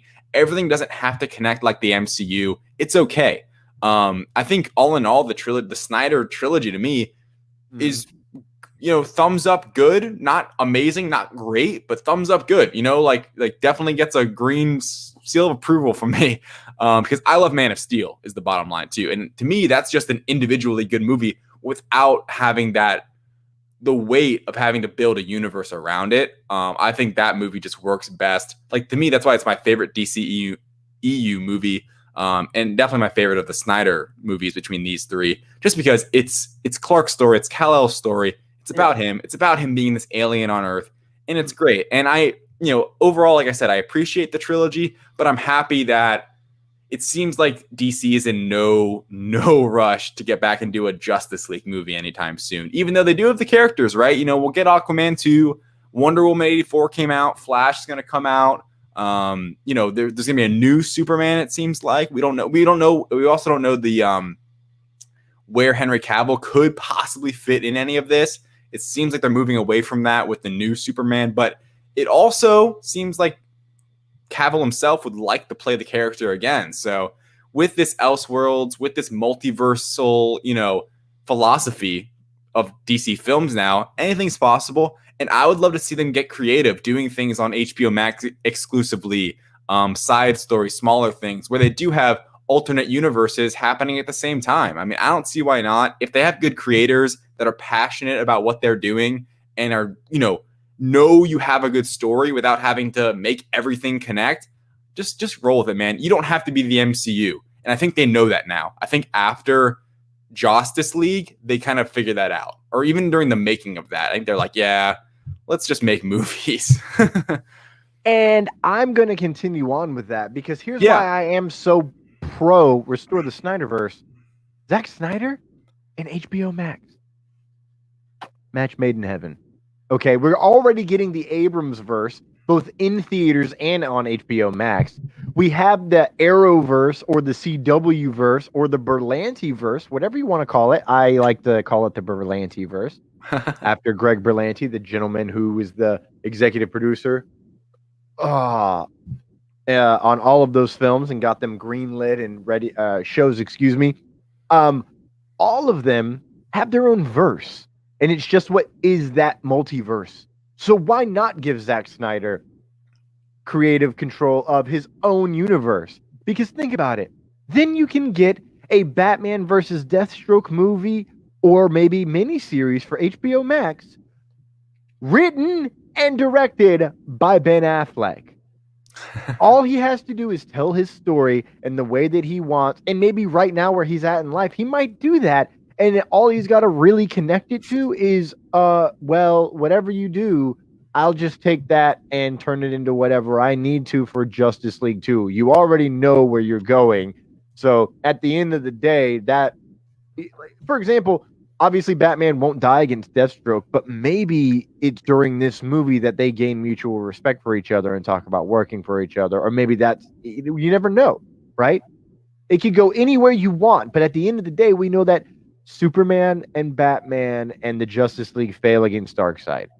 If that's all you need to know about where the universe goes, as we're learning with Marvel, David, there's a lot to play with. So let's look a little more. Justice League versus the Legion of Doom. I want it. I want Zack Snyder's version of it because it really looks like you could have been setting up the Legion of Doom at the end with Deathstroke and good old Jesse Eisenberg, man. Justice League 2 and Justice League 3, a.k.a. Injustice, as I would call it. Of course, obvious ones. Here's the two that I want inside the Snyderverse. Okay. Black Adam versus Superman. Mm-hmm. Whatever Snyder and Dwayne Johnson could come up together with for a Black Adam versus Superman movie, so we can get Dwayne The Rock Johnson versus Henry Cavill on Sunday, only on the HBO Max.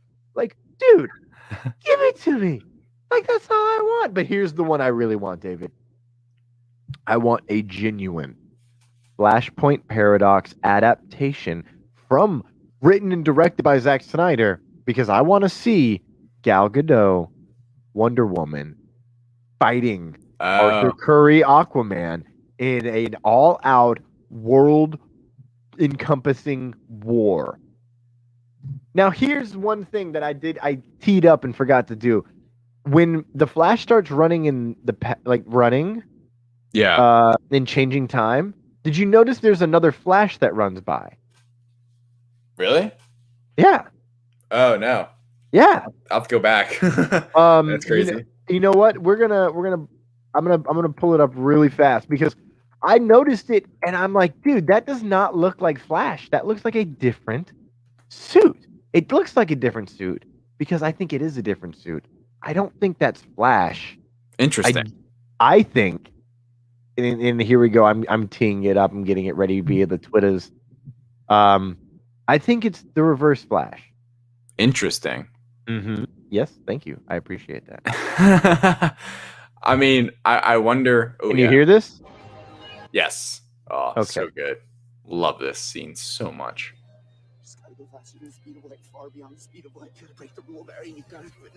Thank you to Twitter. So, like, this is good. So good. Running, and I have to skip a little bit. Yeah, you're good. I adore this scene. Here we go. Okay. No.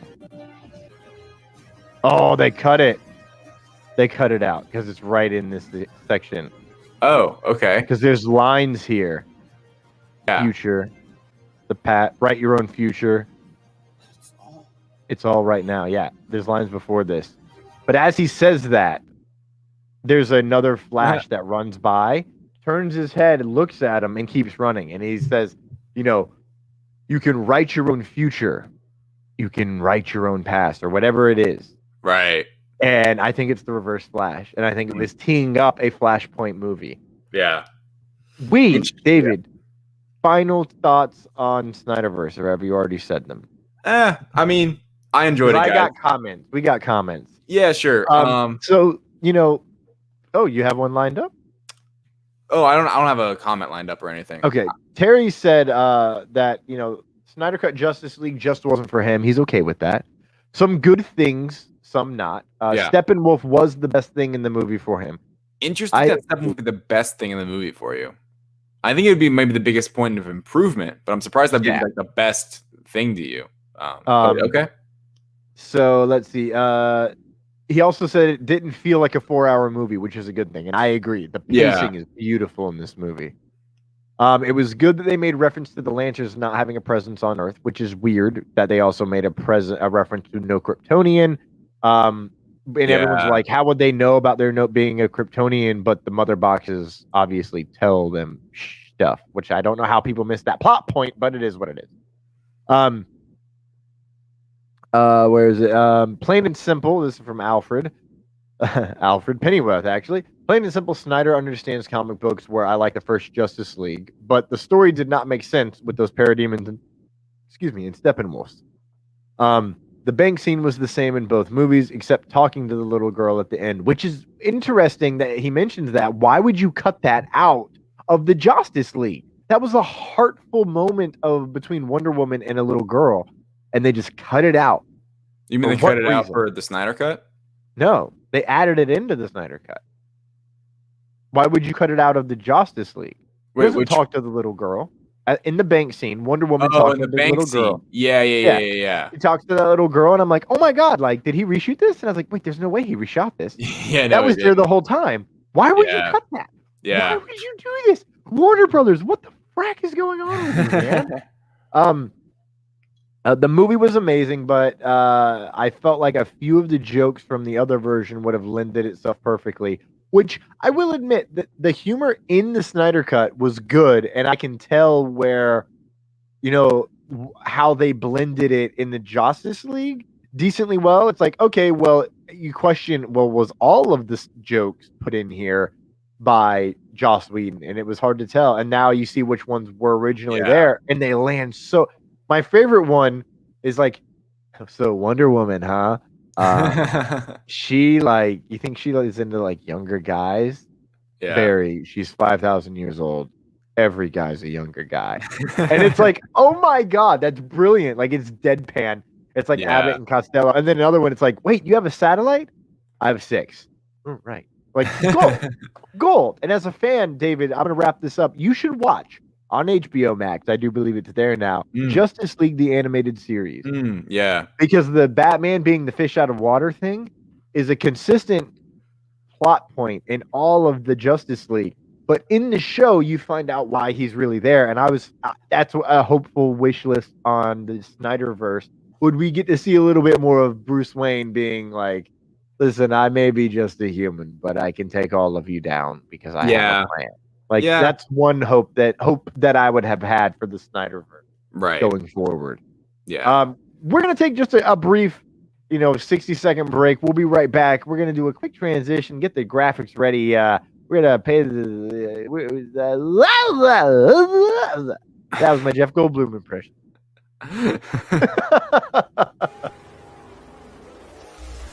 JBauerArt has the graphic design skills you need to develop your next logo and at an affordable price. But he's not just a one-trick pony. Follow JBauerArt on social media to interact during live paintings and see all of his previous artwork, which you can buy exclusively at JBauerArtShop.com. Not only is he an artist, this beautiful son of a blue brings you the Back Talk with Bauer podcast every week with unique guests. And every month, he hosts a special Back Talk with Friends episode that can only be described as chaotic and hilarious. Need a video intro or commercial? JBauerArt has you covered. For all of this and more, follow JBauerArt on social media. That's JBauerArt. Check out JBauerArt.com for a full portfolio and JBauerArtShop.com to buy that special painting for you and your loved ones. The Star-Spangled Man with a plan. Here we go, ladies and gentlemen. The Falcon and the Winter Soldier. We have made it to the second MCU Disney Plus series in episode 1, New World Order. I'm going to start off with this. Yeah. I absolutely love this show. I'm already kind of joking, like, I like it better than Falcon or the WandaVision. It's one episode. Obviously, after the first episode of each series, I like this one more just based on that. But who knows when it's all said and done, they could fumble the rock. But I'm so invested in these characters, and I'm actually kind of happy. WandaVision, for how great it was of telling that story of Wanda, I'm kind of happy this series is going to do less of kind of teasing audiences, I think, and just there won't be these 100,000 questions after each episode and all these fan theories, which to me got a little exhausting by the end of WandaVision, and we kind of had to go this full like rotation of like, oh, it's super exciting, like, oh my gosh, so much could happen, and then it becomes like, wait, a lot of it's not going to happen. Let's pull it back. And this show, it is what it is, right? And that's in the best way possible. It is a grounded story about these two characters and the world post blip 6 months later, and I love it. Like, I absolutely adore this show. It starts off hot with an action sequence, flying, the Falcon, and everything I could have hoped for in, just for what I wanted in this series. Everyone who listens to this, this was my most anticipated Disney Plus series going back to Comic-Con 2019 when they announced all them. I'm like, oh my gosh, this sounds awesome. It's a spirit successor to Captain America, and it totally is. It's intrinsic to that story, and it continues on the legacy. And then obviously at the end of this episode, we're talking full spoilers in this section, we get a new Captain America with John Walker, and it's already everyone hates him, which is so funny. But I think we're going to get more on John Walker, him being a Marine, him having maybe some PTSD and what he's dealt with. And I think, there could be some common ground between these characters. I love this. I love the show. I could get into my notes and all that good stuff, but just off the top, I think it's great. I'm happy it's only 6 episodes.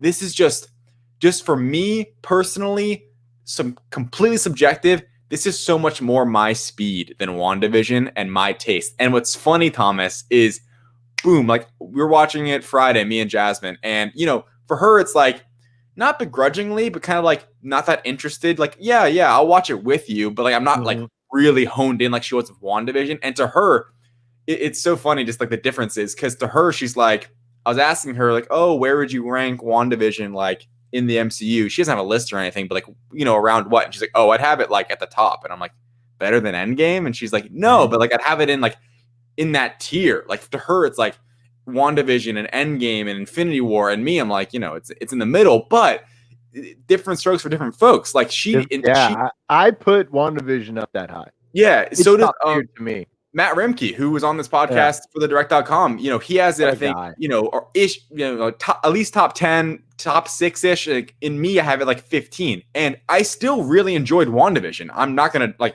I didn't hate on WandaVision at all. I enjoyed it every week. I love sitting down. I loved the mystery of it.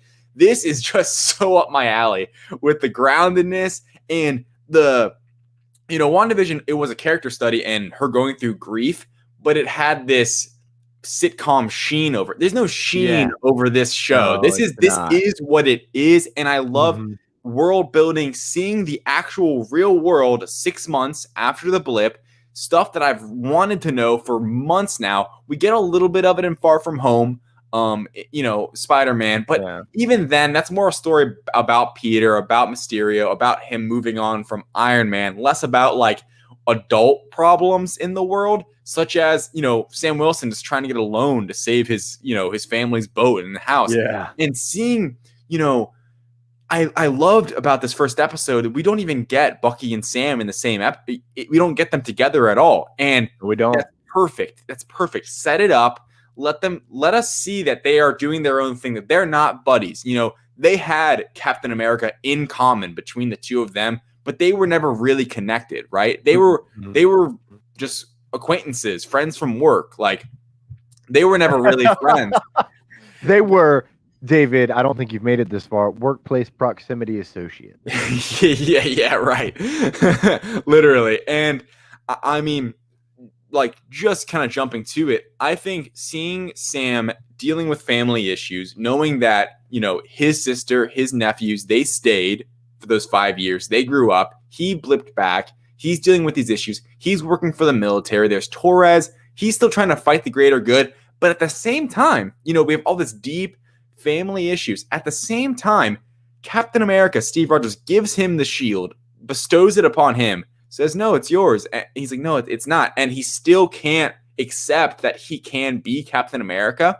And I think that's such a great way to set up this show for hopefully, eventually, maybe in season or in episode 5 or 6, him finally realizing that he's almost, dare I say, worthy of taking on the shield and becoming Captain America and being that leader, that America desires, that the U.S. government wants. That's why we have now speaking of hope, this guy, this light, guy we can get son behind. of a bitch.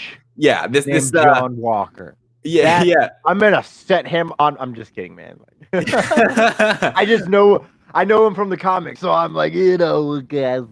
guy, like, I gotta know what he's gonna do. You know what I'm saying? And I just can't wait. I really hope eventually it does lead to, and it might be more of a philosophical thing at the end where it's like, Falcon and Winter Soldier have to live on that legacy. But I'm hoping that it is Anthony Mackie that does eventually be kind of wears the red, white, and blue, takes the shield, mixes it up with the wings. I'd love to see that. And then the other side, right? We're getting the Bucky backstory, which is perfect. And the fact that we're seeing, me, Thomas, I'm a sucker for a flashback. I love flashbacks. And we get a flashback for the Winter Soldier. And it's done. Hold on. It's done so well because I was like, wait, why does he have his winter? It started and I was like, okay, cool.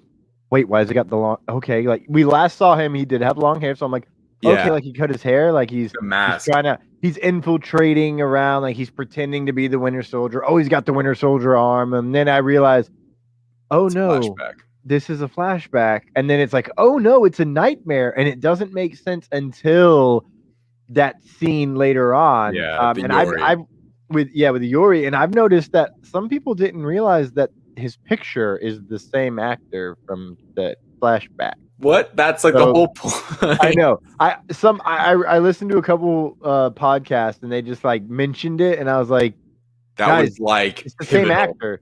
It was important because that's when I got stabbed in the gut and I wanted to vomit a lot.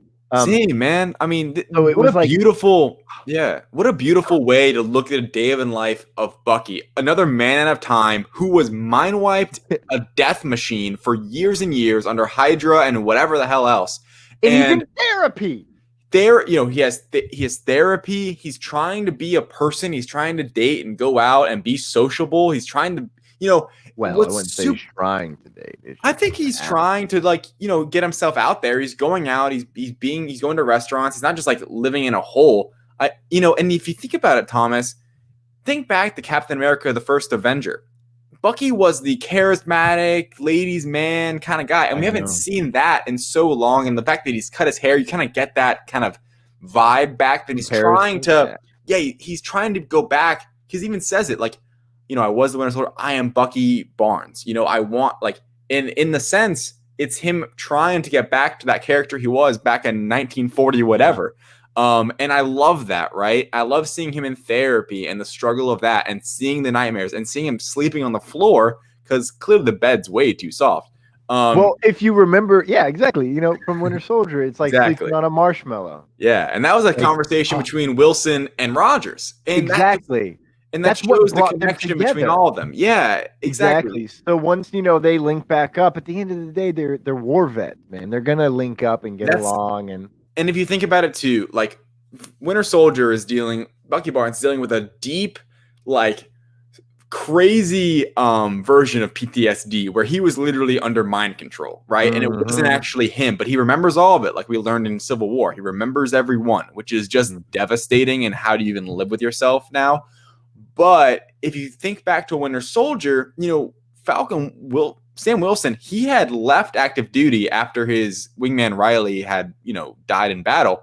And then he was helping with, post-traumatic stress disorder with other veterans, helping them out. And I think possibly, Wilson could assume that role again in this and help Bucky out. I hope anyway. I mean, maybe we'll never quite get back there because he's kind of moved on from that, leader of a small group of veterans and stuff. But I'd love to see them kind of go back to that a bit as they kind of are with Bucky, trying to get back to the Bucky he was before he became the Winter Soldier, before he fell off that train in Germany. You know what you just did, man? You just you tied every single one of these characters together because they all have PTSD. Yes. So if we're gonna look at it, Spider-Man Far From Home was about grief. Yeah. WandaVision was about grief. Mm-hmm. This is about grief. Yeah. This is what life is. Life's about grief, overcoming pain, overcoming the obstacles that are put in front of you, and to be the best version of you can be. So the fact that the MCU was just mirroring that with common ideas and logic, like what is the finances of a superhero life really like? Such a good little moment. That's like beautiful, in-depth storytelling that we can get with these shows. But John Walker and Sam Wilson, Bucky Barnes, Zemo, even all have PTSD, and it's how you. It's not who you are underneath that matters. It's what you do that defines you. Right. And that's what this show is really going to be about. And it's going to point, him counseling that PTSD is why, like quintessentially, if I had to sum up why he's right to be Captain America, that's why. Yeah. And I think the fact that he's always a hero for the future. Yeah. And what is going on 6 months at, what's going on in the world of MCU right now in Falcon and Winter Soldier. And it's that, dude, 6 months ago, half the universe came back and we are freaking the fuck out. Right. And guess what? Hey, by the way, guys, I'm Captain America. I'm also a grief counselor. Yeah. We can heal. Here's the part of, and like walking us through that. I feel like a lot of Phase 4, and I've talked about this a lot. What is the common thread of Phase 4? It really could just be grief in dealing with the circumstances and consequences of what you've had to go through. Yeah. I mean, if you think about it, like what the blip is going to be somewhat traumatic to everyone, and just this crazy event, and have different, and like that's what I've been wanting, because they didn't just do what they did, make it 5 years, make it so they blip out and they blip back and people are older. Like, they did all that for a reason. I think it sets up such unique storytelling beats for these shows, and I don't think they should shy away from it because it could get repetitive. I think they should keep laying into it because it makes their universe so unique, and it shouldn't, like, in my opinion, it would feel weird if it seemed normal, like too normal. There should be something off about it, because this is fresh. It just happened, right? Like, something should be off in the world, and you see that in Far From Home. With like the younger kids now being teenagers, and it's like, what the hell? Which I really enjoy. Fun versions of it, and now we're seeing the not so fun versions of it. Like, you don't have income for the last 5 years, right? You don't have a job right now. I can't grant you this loan because we have more requests, and we can barely give it to the people with much better credit and jobs for the last 5 years. So and it's like, Brad, where are you going, bro? I was gonna say, let's quickly kind of talk about characters that we know are coming, that we saw and didn't see. So one was Rhodey. I loved seeing Rhodey in this. I think maybe he'll right away. Yes, exactly. Him being there for that event of like giving the ceremony of kind of like he gave up the shield, and then he asked him like, why didn't you take up the mantle, and you get that great back and forth. And I think that could either be, he might return in this movie, or this series, I should say. But I think there's also a chance that was just a minor setup, because I think at the end of the conversation, they're like, oh, I'll see you around later. I think that could be a setup for Armor Wars, when maybe Falcon or Bucky returns and appears in that series. So I love that little dynamic.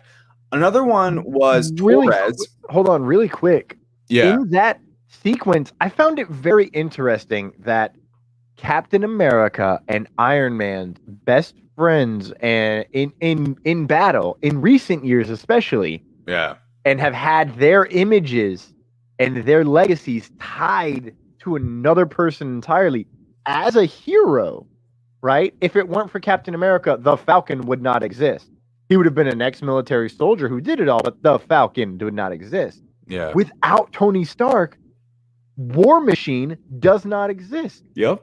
So it's very interesting to see them, the mantle being passed. And in the speech that Sam Wilson was giving, he mentioned, what can it be when someone is gone, and, this and that. And you see it hit Rhodey, because, even though Rhodey has been a powerhouse in the military, at the end of the day, like, he did just lose his best friend 6 months ago. And he lost him in battle. And he is a combat veteran. And he's like, really, at this point, he's it in terms of Iron Man kind of characters that we have to trust on. Yeah. And so having those two together when they're both about to just break the world open, like I think Don Cheadle is going to link together certain Iron Man characters, and then Falcon and Winter Soldier, Sam Wilson's going to link together some Captain America characters, and then I think Maria Rambeau is going to link together the new characters, and that's how we end up with the squad going forward in an event team up film. Right.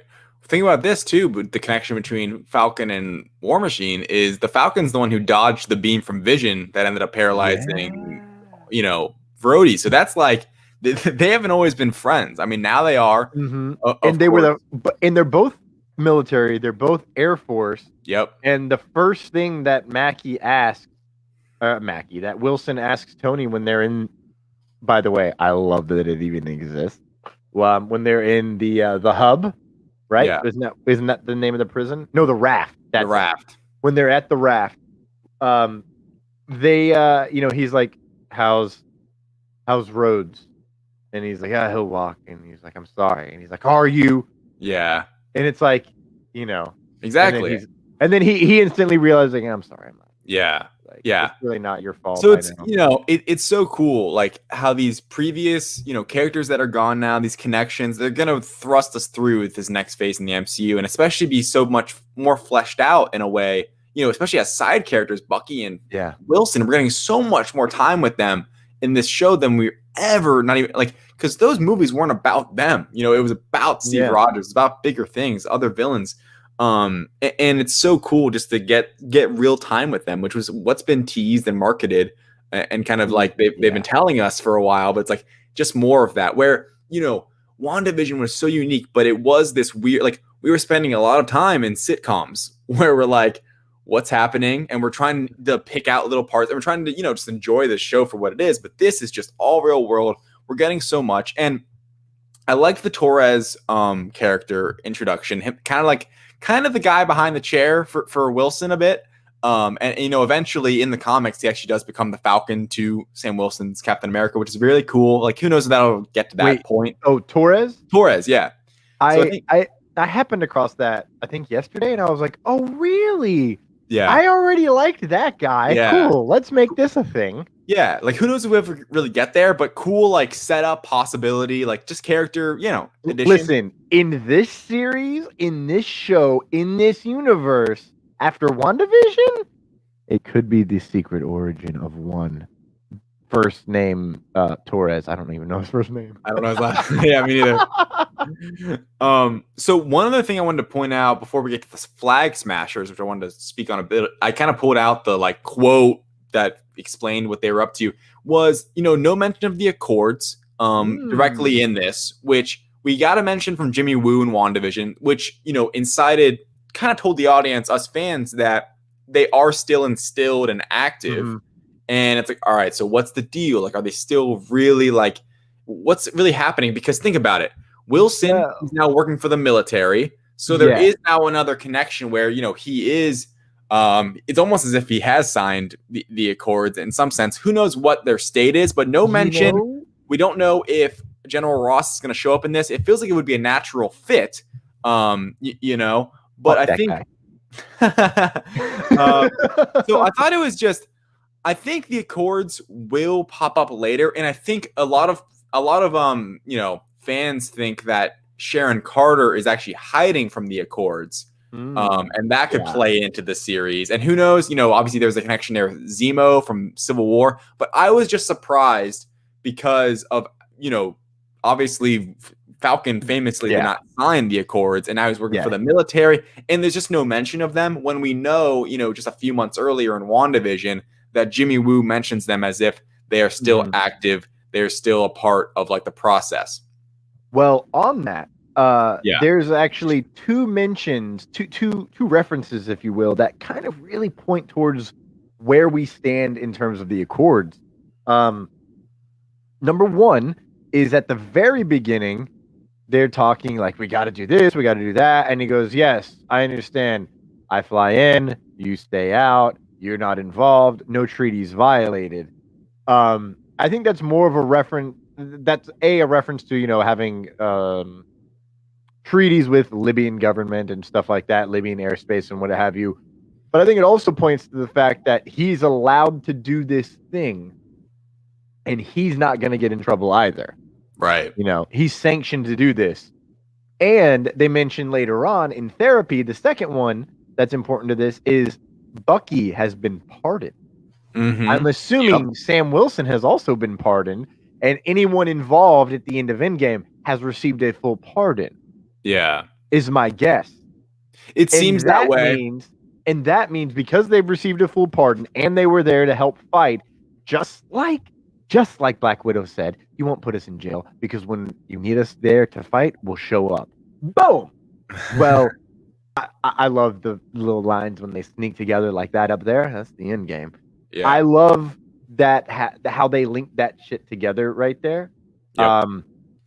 And you know, I really think that the Accords are going to explode in terms of importance moving forward, especially in this show. I hope so because I think, you know, I was surprised there wasn't a mention of them, and I think it should play a pivotal role in this because part of that continuation of the MCU, whereas I love seeing a post-blip world and seeing the ramifications of that, I do want to get back into the Accords and really, you know, unlike in WandaVision again, where briefly touched on by Wu and never delved into, like that wasn't a part of that show. I think this show should, like, you would think it would be a part of it and actually, you know, catch us up on what's happening, right? Because there has been no update in years, you know, in the MCU for us. Okay, so let's move on to the Flag Smashers really quick. Yeah, let's do it. Yeah, we'll be wrapping up here pretty soon because honestly, you know, after episode 1, it was good. We both enjoyed it, but there wasn't as much. We got no Zemo, we got no Carter, we got a very barely John Walker, and I can't wait to dive into that character more. But we did get the Flag Smashers, including one super one, which was well, I want to hear your thoughts on. But let's I'm gonna read this quote from Torres. He said, basically, they think that the world was better during the blip, which I find so fascinating, and I love the idea of villains being formed because of the blip. Like, you know, it causes like exactly that. Zemo, exactly. Doesn't that feel like Zemo? It does feel like Zemo.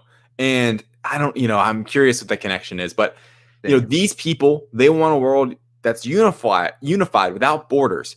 And you can imagine where during those 5 years, like no one's messing around with each other because it's like everyone is just in a terrible position in life because I'm sure everyone's lost a loved one. Like there's so many people gone and it's like just feels stranded, I'm sure, for some. So I think that the Flag Smashers have been set up in a beautiful way to actually have a real, you know, MCU origin of they thought it was better during the blip. And I'm interested, like, then, you know, they're fighting, you know, Torres is in that fight. He was kind of undercover. And one of them seems like he has like some sort of super serum or something with he has like long hair. And it's like, who's this guy? Like, what's going on here? Here's the fun thing with that one. The actress that's supposed to be that was in Solo. Yeah, she was a part of Infant's Nest, I believe. Mm-hmm. She is, I mean, because I noticed little things, her hair is very curly. Mm-hmm. I've seen her with powers in a trailer. Spoiler alert. So I actually think that character, that guy, was her, but with her hair greased. Really? I think so. Because she ran up, the curly hair ran up, dropped all the weapons and masks, people put them on, started the riot, then it said Rin, or maybe Rin is riot in German, I don't actually know. And then he beats the crap out of Torres, and all I could think this entire time was, well, how did they become enhanced, and are they a mutant? Yeah. Or a mutate? Right. You know, maybe. I don't know. I didn't think it was her. I thought he looked bulkier. I didn't think it looked like that girl. Did definitely look bulkier. I looked like a big kind of like bulking guy. I was like, oh wow. It was really hard to tell. Yeah. Like, you know, there's not a lot there to give, like, in terms of the frame composition to really tell. True. And we haven't seen her confirmed to have seen her yet in the show. So it's kind of I'm questioning. That's like the only real question I have is like, is that her? Yeah. And I won't That would be cool. That would set her up, you know.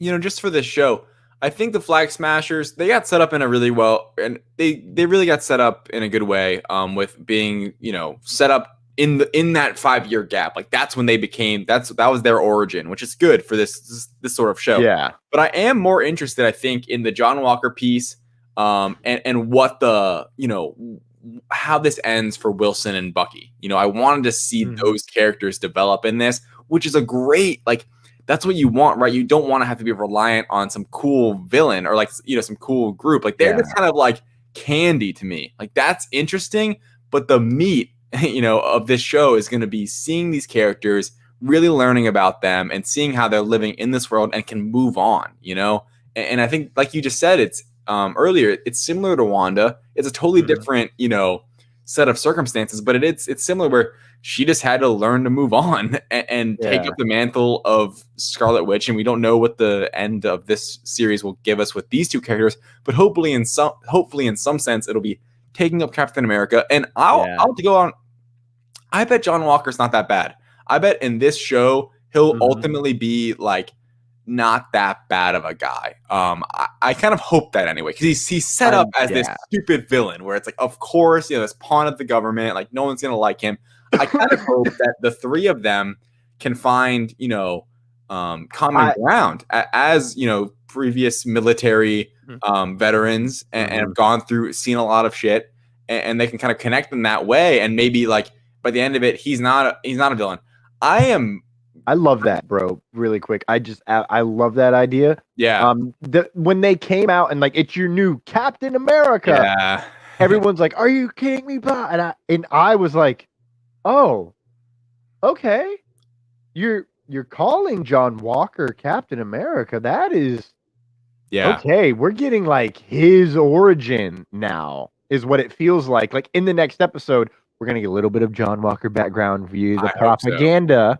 But then we'll also get to learn a little bit more of him. And I think what it's going to come down to is he doesn't want to be Captain America. They chose him. He's doing the thing. But at the end of the day, because he's actually called the U.S. agent in other marketing. Right. So we know he's going to be the U.S. agent. Maybe that's, he rebuffs against the government. Is like, I'd rather be the U.S. agent and do my own thing. Yeah. And whether that's on a good side or on a bad side, like Thunderbolts, is brilliant. And I love that instead of tearing everyone apart, let's bring them all together and just have a group hug. Yeah, and I wonder, like, my final little thought after this episode is, I wonder what Zemo's game is in all of this. Because right now, it's without Zemo. Looking at just episode 1, this is set up for a 6-episode series with no Zemo, and you could see where there could be a beginning, middle, of end, and have a great story. And I think just the wild card in all of this, and I hope I think he might be, but I hope he's not the leader of the Flag Smashers. I kind of just hope he's like doing his own thing, and similar to Civil War where he was kind of on his own. He's trying to tear his people apart still and no more superheroes. I just love the fact that Zemo is in this show at all. We didn't see him in episode 1, but I think he's going to be such a wild card in this series where everything else, I can see like where it's getting set up and I'm loving it, but I'm very, very curious to see what Zemo's role is and how he's going to kind of, probably turn this whole show on its head is how I suspect it. Unless he's just simply the leader of those Flag Smashers, which I could see with the face mask. But I don't know. He doesn't seem like a leader of men to me. He kind of seems like his own schemy little guy. Yes, so far. after Civil War. I could definitely see him being like a leader of men. But my final thoughts are, honestly, dude, I'm so excited. And really, my final thoughts, it's about the credits. I'm gonna be real. Yeah. I was watching the credits and I recognized that they didn't promote Daniel Bruhl when his Zemo head popped up. They didn't promote Sharon Carter. They didn't promote certain actors we know are going to be in it. So I'm thinking that I'm never watching this, because I just watched it through and those are two things that I noticed. And I was like, oh, okay, that was weird. The more I thought about it, the more I realized that there are specific character spaces for actors that are supposed to be in the show that have not been put in the show yet for their title card in the credits. So I'm avoiding the credits out of spoilers. True. Shocking, I know, right? Yeah. David, where can everyone find you on social media? Hey guys, you can find me at my name, David Thompson, on Facebook, at David J. Thompson on TikTok and Instagram, and at David Thompson with 2 A's in the David on Twitter. Thomas, what about you? You can find my Facebook, Instagram, Twitter, YouTube, my website, and DV page all at Linktree.com/TCRochesterACT. That is Linktree.com/TCRochesterACT. Speaking of social media, we are streaming right now on Facebook and YouTube, and I forgot to read the comments about Falcon and Winter Soldier. Terry McIver says, the Falcon and Winter Soldier, what a start to a show. Covered everything we could have wanted and set up the series perfectly. The first episode dealt with PTSD, regret, reconciliation for Bucky, and the real-life world after the blip.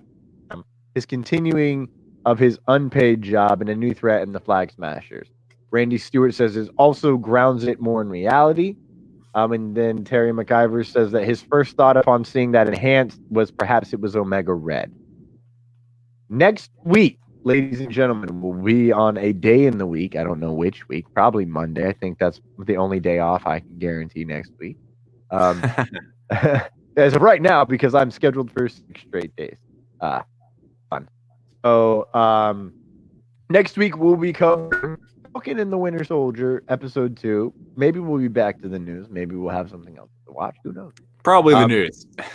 Probably the news. We are a week away this Wednesday from Kong versus Godzilla. No way. Yes, sir. March 31st. Can Regal open a theater, please? I need to see this movie. Hello? I just realized that. So coming in your future, ladies and gentlemen, is Godzilla versus Kong. Regal, David help me versus out. Thomas. David versus Goliath. David versus Regal. Holy crap. Open your theaters, please. Regal, I'm begging you now, please, because like my theater's open in my hometown, and I would love for him to be able to go see it. So yes, ladies and gentlemen, thank you so much for joining us. You give us hope. Crap. Wait, right Breaking before you news? finish that, sort of. Falcon and the Winter Soldier, according to Deadline, was the most watched Disney Plus premiere ever. From I'm 0% surprised by that. Yeah, but hey, Okay. I loved it. So That means, ladies and gentlemen, this has been episode 50 of Lights, Thunder, Action. We've said goodbye before, so it stands to reason we'll say hello again. Have a good evening. bye, everyone.